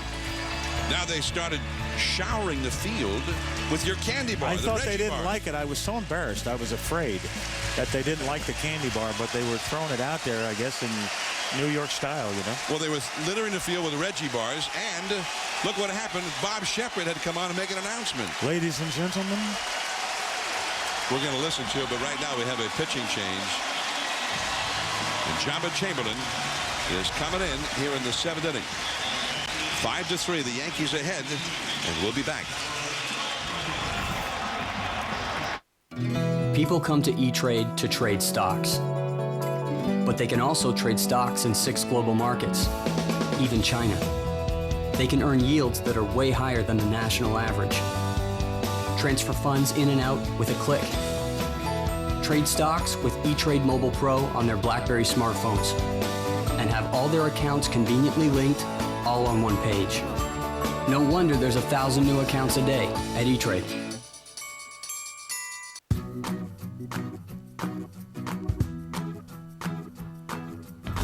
The Suzuki SX4 crossover gets 30 miles per gallon highway, has a pop-up Navi, available all-wheel drive, and starts under $16,000.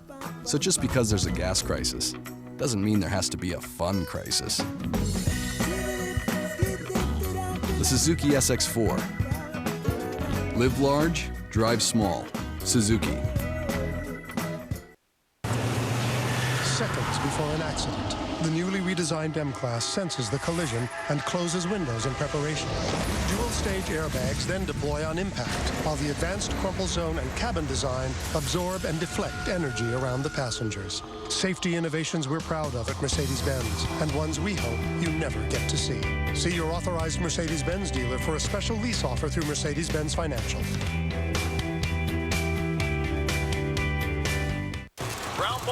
side, base hit. Tying run is in.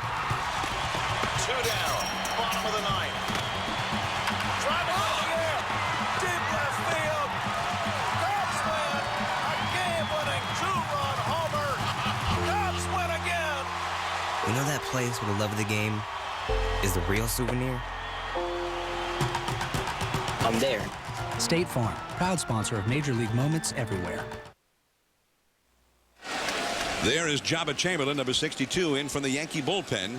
Yankees lead 5-3, and that's over the middle. Derek Jeter off balance right there. Nice play. 2 down. I'm not sure if Chamberlain got a hand on that ball or not. He stuck his hand out, which is a dangerous thing for a pitcher to do.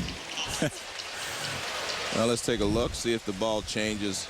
Yeah, I think he did touch it. He touched it, yeah. It made me nervous. Yeah, I mean, it's got to make you nervous. I mean, baseball does hurt. Nice play by Jeter. Off balance throw. Very accurate to first base. Aubrey Huff comes up now with 2 down in the 7th inning. Huff is 0 for 3. He's the Orioles' leading RBI man, having an excellent year. 107 batted in. And he takes ball 1. Now we're trying to get back to the opening day home run. Your first at bat after you had the 3 home runs in the World Series. You homered on opening day in '78, but they started throwing Reggie bars down on the field.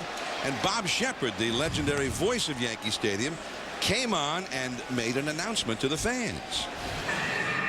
The Yankees can understand your enthusiasm in the last half inning. However, we ask you once again, in the name of good sportsmanship, to refrain from throwing anything on the field. Thank you. That was a sweet day. I have to tell you, I like the Reggie bar. You thought that they didn't like the Reggie bar? That's why they were throwing it? I was scared at first. I didn't know it was such a sweet day. But I did. I liked the Reggie bar. You gave me I didn't buy any now. You gave me some. I know you hooked me up. Joe's, come on now. Hey, you got to send me some over here. Reggie, where's my Reggie bars? But they were good. Now we had another Reggie, maybe the last Reggie tonight when you got introduced and went out to right field in the pregame ceremony. Hopefully we'll have some in the years to come in the future. But not in this ballpark. Not here. You're exactly right. That's exactly right. I was saying before you came on, Reggie, they were saying Derek Jeter, and they were saying Andy Pettit. When your name came, just Reggie. It's easier. That's I think that's shows that respect that I was talking about. So I need to hang around you a little bit more. You know that? Strike 3, Jabba Chamberlain. Many thanks to Reggie Jackson.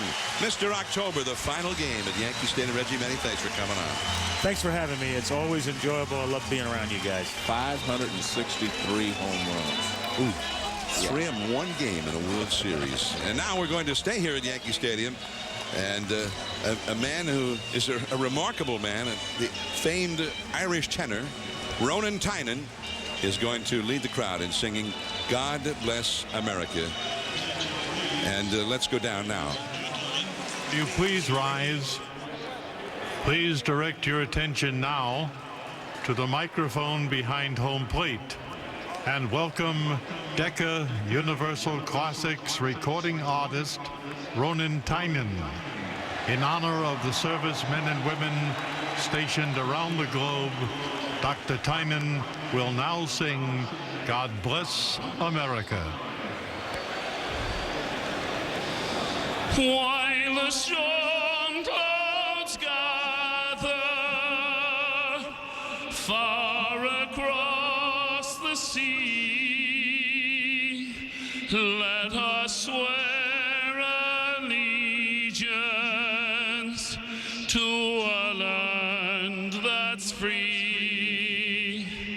Let us all be grateful for a land so fair as we raise our voices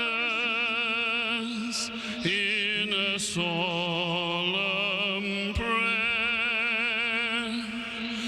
God bless America,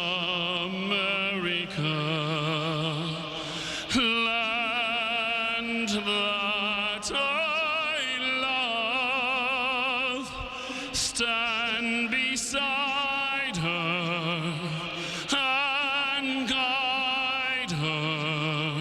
through the night with a light from above, from the mountains to the prairies, to the oceans, wide with foam. God bless America, my home sweet home. God bless America, my home sweet home.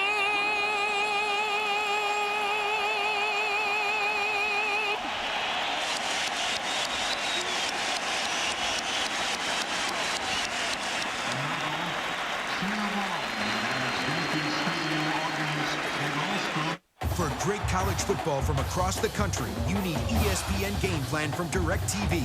With key matchups and rivalries from major conferences, ESPN Game Plan has up to 12 games every Saturday from outside your local area. Order now and you'll be all set for a full season of college football with ESPN Game Plan from DirecTV. Only 2 payments of $64.50 each. To order, call 1-800-GET-SPORTS or go to directv.com/gameplan. Did you know every Sunday a football fan goes without watching their favorite player? According to a recent study by DirecTV, over 50 million fans live away from their team. It's a condition known as displaced fan syndrome, or DFS. I first contracted DFS when Peyton moved to Indianapolis, then again when Eli went to New York. Thankfully, DirecTV has a cure. Never miss a moment of your favorite team. NFL Sunday Ticket only from DirecTV. Every game, every Sunday. Help fight DFS. Make the call. These little town blues are melting away. I'm gonna make a brand new start of it in old New York.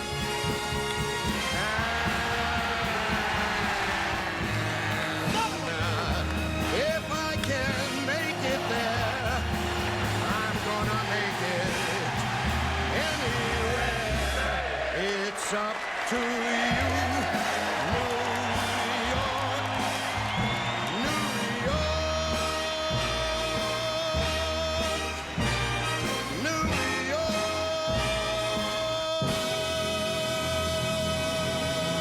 The final season, the final game at Yankee Stadium. And while we're here covering this game, and I think it's extremely compelling to fans all across the nation, around the world, this famous ballpark, but it is also a compelling local story. This is the local ballpark for Yankee fans. This is where Yankee fans come to enjoy their baseball and have for all these many years. And with us here, the local telecast shut down for the night. So part of the story being local, we wanted you to be able to enjoy the local television voice of the Yankees on the Yes Network. 17 years a Yankee broadcaster, for 5 years covered the Yankees as a newspaper reporter. Here is Michael Kay. Michael, take it. Thank you, John. Thank you so much, and nice to see you and Joe. First pitch to Bobby Abreu is a strike. It'll be Abreu, Rodriguez, and Giambi. This has been a dream come true for me. I live 10 minutes from Yankee Stadium, and since I was 9 years old, I wanted to be the Yankee announcer, so I've made out okay.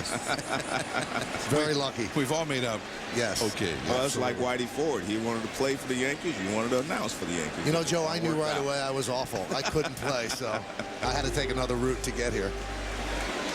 The 1-1 to Abreu. There's a strike, and the count 1-2. You did a great job on the pregame ceremonies with John Sterling, the radio voice of the Yankees. It must have been exciting to hear the crowd. And I mean, the crowd is just so much of everything that seems to go on in this ballpark. There was a real electricity. It was almost a game 1 of the World Series feel. And I really thought that there would be a chance that it would be maudlin and sad, but I think that people were more in a celebratory mood, as if they're saying goodbye to something that they really enjoyed a lot, rather than sad about moving away from it. And, you know, the place across the street is going to be amazing. And I think that takes some of the sting away. 2-2 is grounded foul. Have you seen, of course, you've seen the next door. Give us a little, you know, how you feel about that new stadium over there. Well, it's amazing. And I actually saw the clubhouse in February when it was mostly concrete. But the Yankee clubhouse runs from right behind home plate to right field. And that's not an exaggeration. It's unbelievable. I don't think we'll ever see a Yankee player, to tell you the truth. There's a lot of places to sit away from people. That one is blooped into center field, and Jones lets it fall in front of him. And that is a single for Bobby Abreu. Now, Friday, they actually put up the new letters on the new Yankee Stadium. And for a while there, during the afternoon, it said Key Stadium, but they put up the YAN, and that completed it. And Yankee Stadium, that faces toward the Deegan, which is the expressway that runs past the ballpark for those not in New York. And the place looks great. They've spent a lot of money on it. And the outside really looks more like the original Yankee Stadium than like this one. Here's Alex Rodriguez. He's 0 for 1 with 2 walks today. And we've been talking about how the Babe hit the home run in the very first game. Who's going to hit the last one? So far, it's Jose Molina. Which is funny because the last home run in the old ballpark was another catcher, Duke Sims. So maybe that'll play out.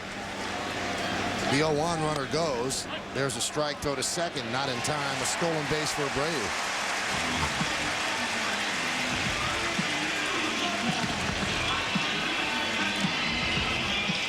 I actually mentioned to Rodriguez before the game, I said, you know, the way your season's gone, at least you can hit the last home run here.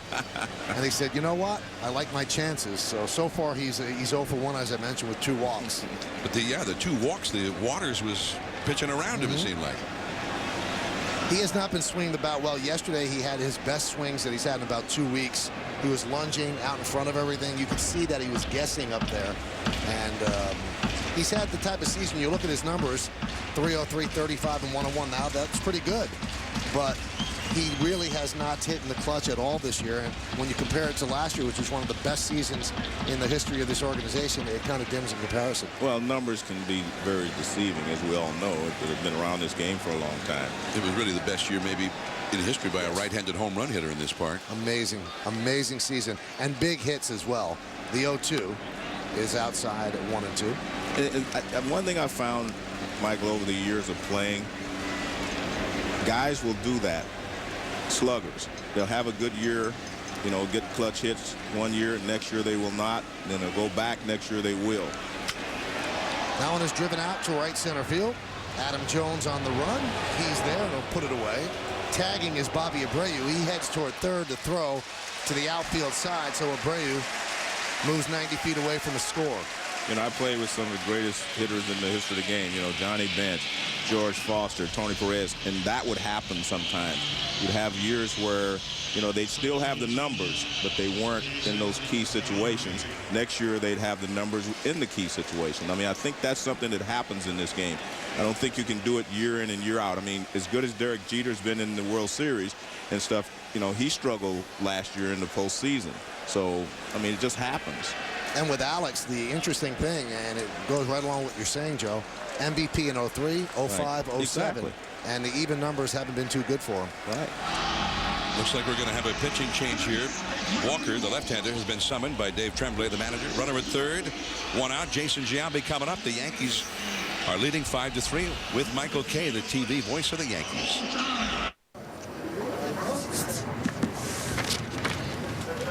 I can't believe it. I'm fine. I'm finally. Oh, okay. All right. Excuse me. Give him some space. Thank you. Give him some room. Give him some room. Did anyone stay at a Holiday Inn Express last night? I'm a doctor. Did anyone stay? Stay smart. Stay at a Holiday Inn Express.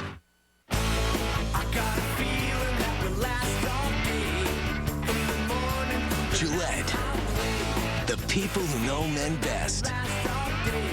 Introduce Gillette High Performance Shampoo, engineered with charged cleansers that attract dirt and oil and power them away for a charged clean that lasts all day. New Gillette High Performance Shampoo. Take charge of your hair. I don't have to tell you what athlete's foot is like. It's annoying. And you just want it gone. So I get rid of it with Lotrimin Ultra. It's so powerful it kills all major types of athlete's foot fungus. Nothing cures better. Lotrimin Ultra, the killer cure. I'm two things in one. I'm a man and a pretty smart shopper. So I love that Old Spice has created Double Impact. Moisturizer and body wash striped together in one awesome product.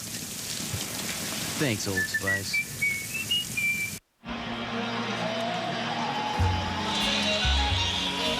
Yankee Stadium, New York, New York. ESPN Sunday Night Baseball presented by Taco Bell. Frank Sinatra accompanying the lead back into the inning. Last of the seventh inning. I'm John Miller with Joe Morgan, Peter Gammons. Our final Sunday night telecast for our 19th season and our last, of course, from Yankee Stadium ever. And we're joined by the voice of the Yankees on television, Michael Kay. Runner at third, one out here in the seventh. And the Orioles bring the infield in as the Yankees are up by 2. They do not shift. That helps Giambi when there are runners on base because it does not allow the team to completely put 3 infielders on the right side. The shortstop is shaded up the middle. The 1-0. There's a strike, and the count 1-1. And there's a look at the defense. The defense is playing in. They want to cut off the run. They're already trailing 5-3. They do not want to give up another run. 1-1. Good breaking ball. Good arms in the Orioles outfield in center and right. Markakis leads the American League with 16 outfield assists. Jay Payton has a left fielder's arm. Bobby Abreu with good speed has stolen base, his 20th of the year. Moved to third on the fly ball by Rodriguez. And the 1-2. Popped up and fouled away. The interesting thing about this season is that when you saw this on the schedule, you never thought that this was going to be the last game at Yankee Stadium because it almost seems like a birthright the Yankees are going to make the postseason. They've made it every year starting in '95, an incredible run under Buck Showalter and one of the great series ever against the Mariners in the division series. They lost in 5 games, and then the Joe Torre era began in 1996, and they made the postseason every single season. The 1-2 is popped up. Backpedaling is Fahey, and it's going to fall. Hits the grass. Coming home is Abreu. He'll score. It's a bloop RBI single for Giambi, and the Yankees lead 6-3.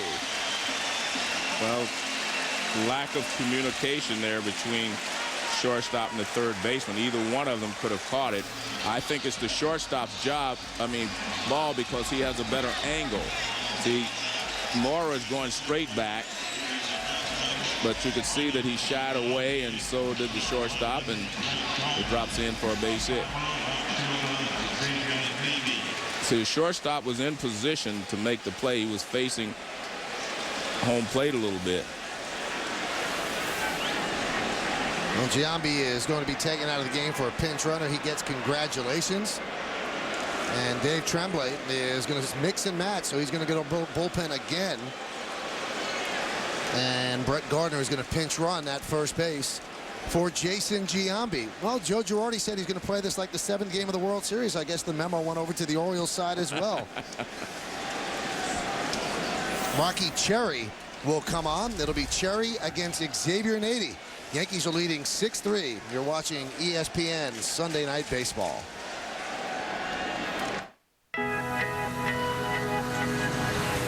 We have recycling plans that fit the biggest companies and programs that help others get started. We're there for you every night and on the job with you every day. When you put waste management to work, you get an environmental partner and big ideas for every size business. From everyday collection to environmental protection. Think green. Think waste management.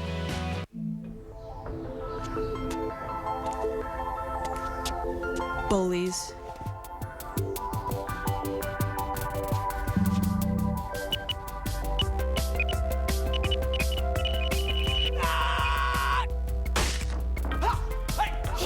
Yellow Book will always help you find what you're really looking for. Yeah! Say yellow to the future. Yellow Book.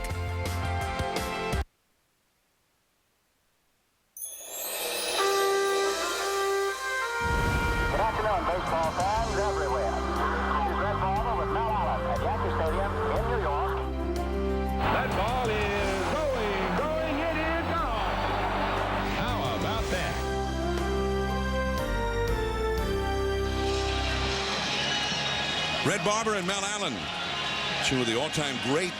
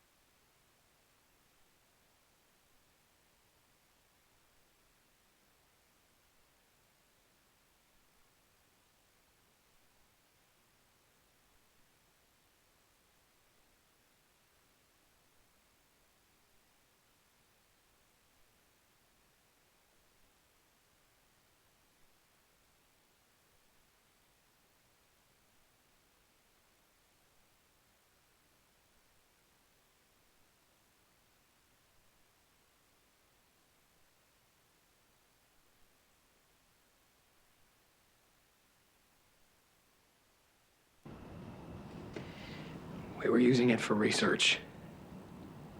To find out what makes... Don't. John, just don't. Don't make excuses for her. Don't cover for her. I knew about the parts. I'm not talking about the parts. I'm talking about Riley.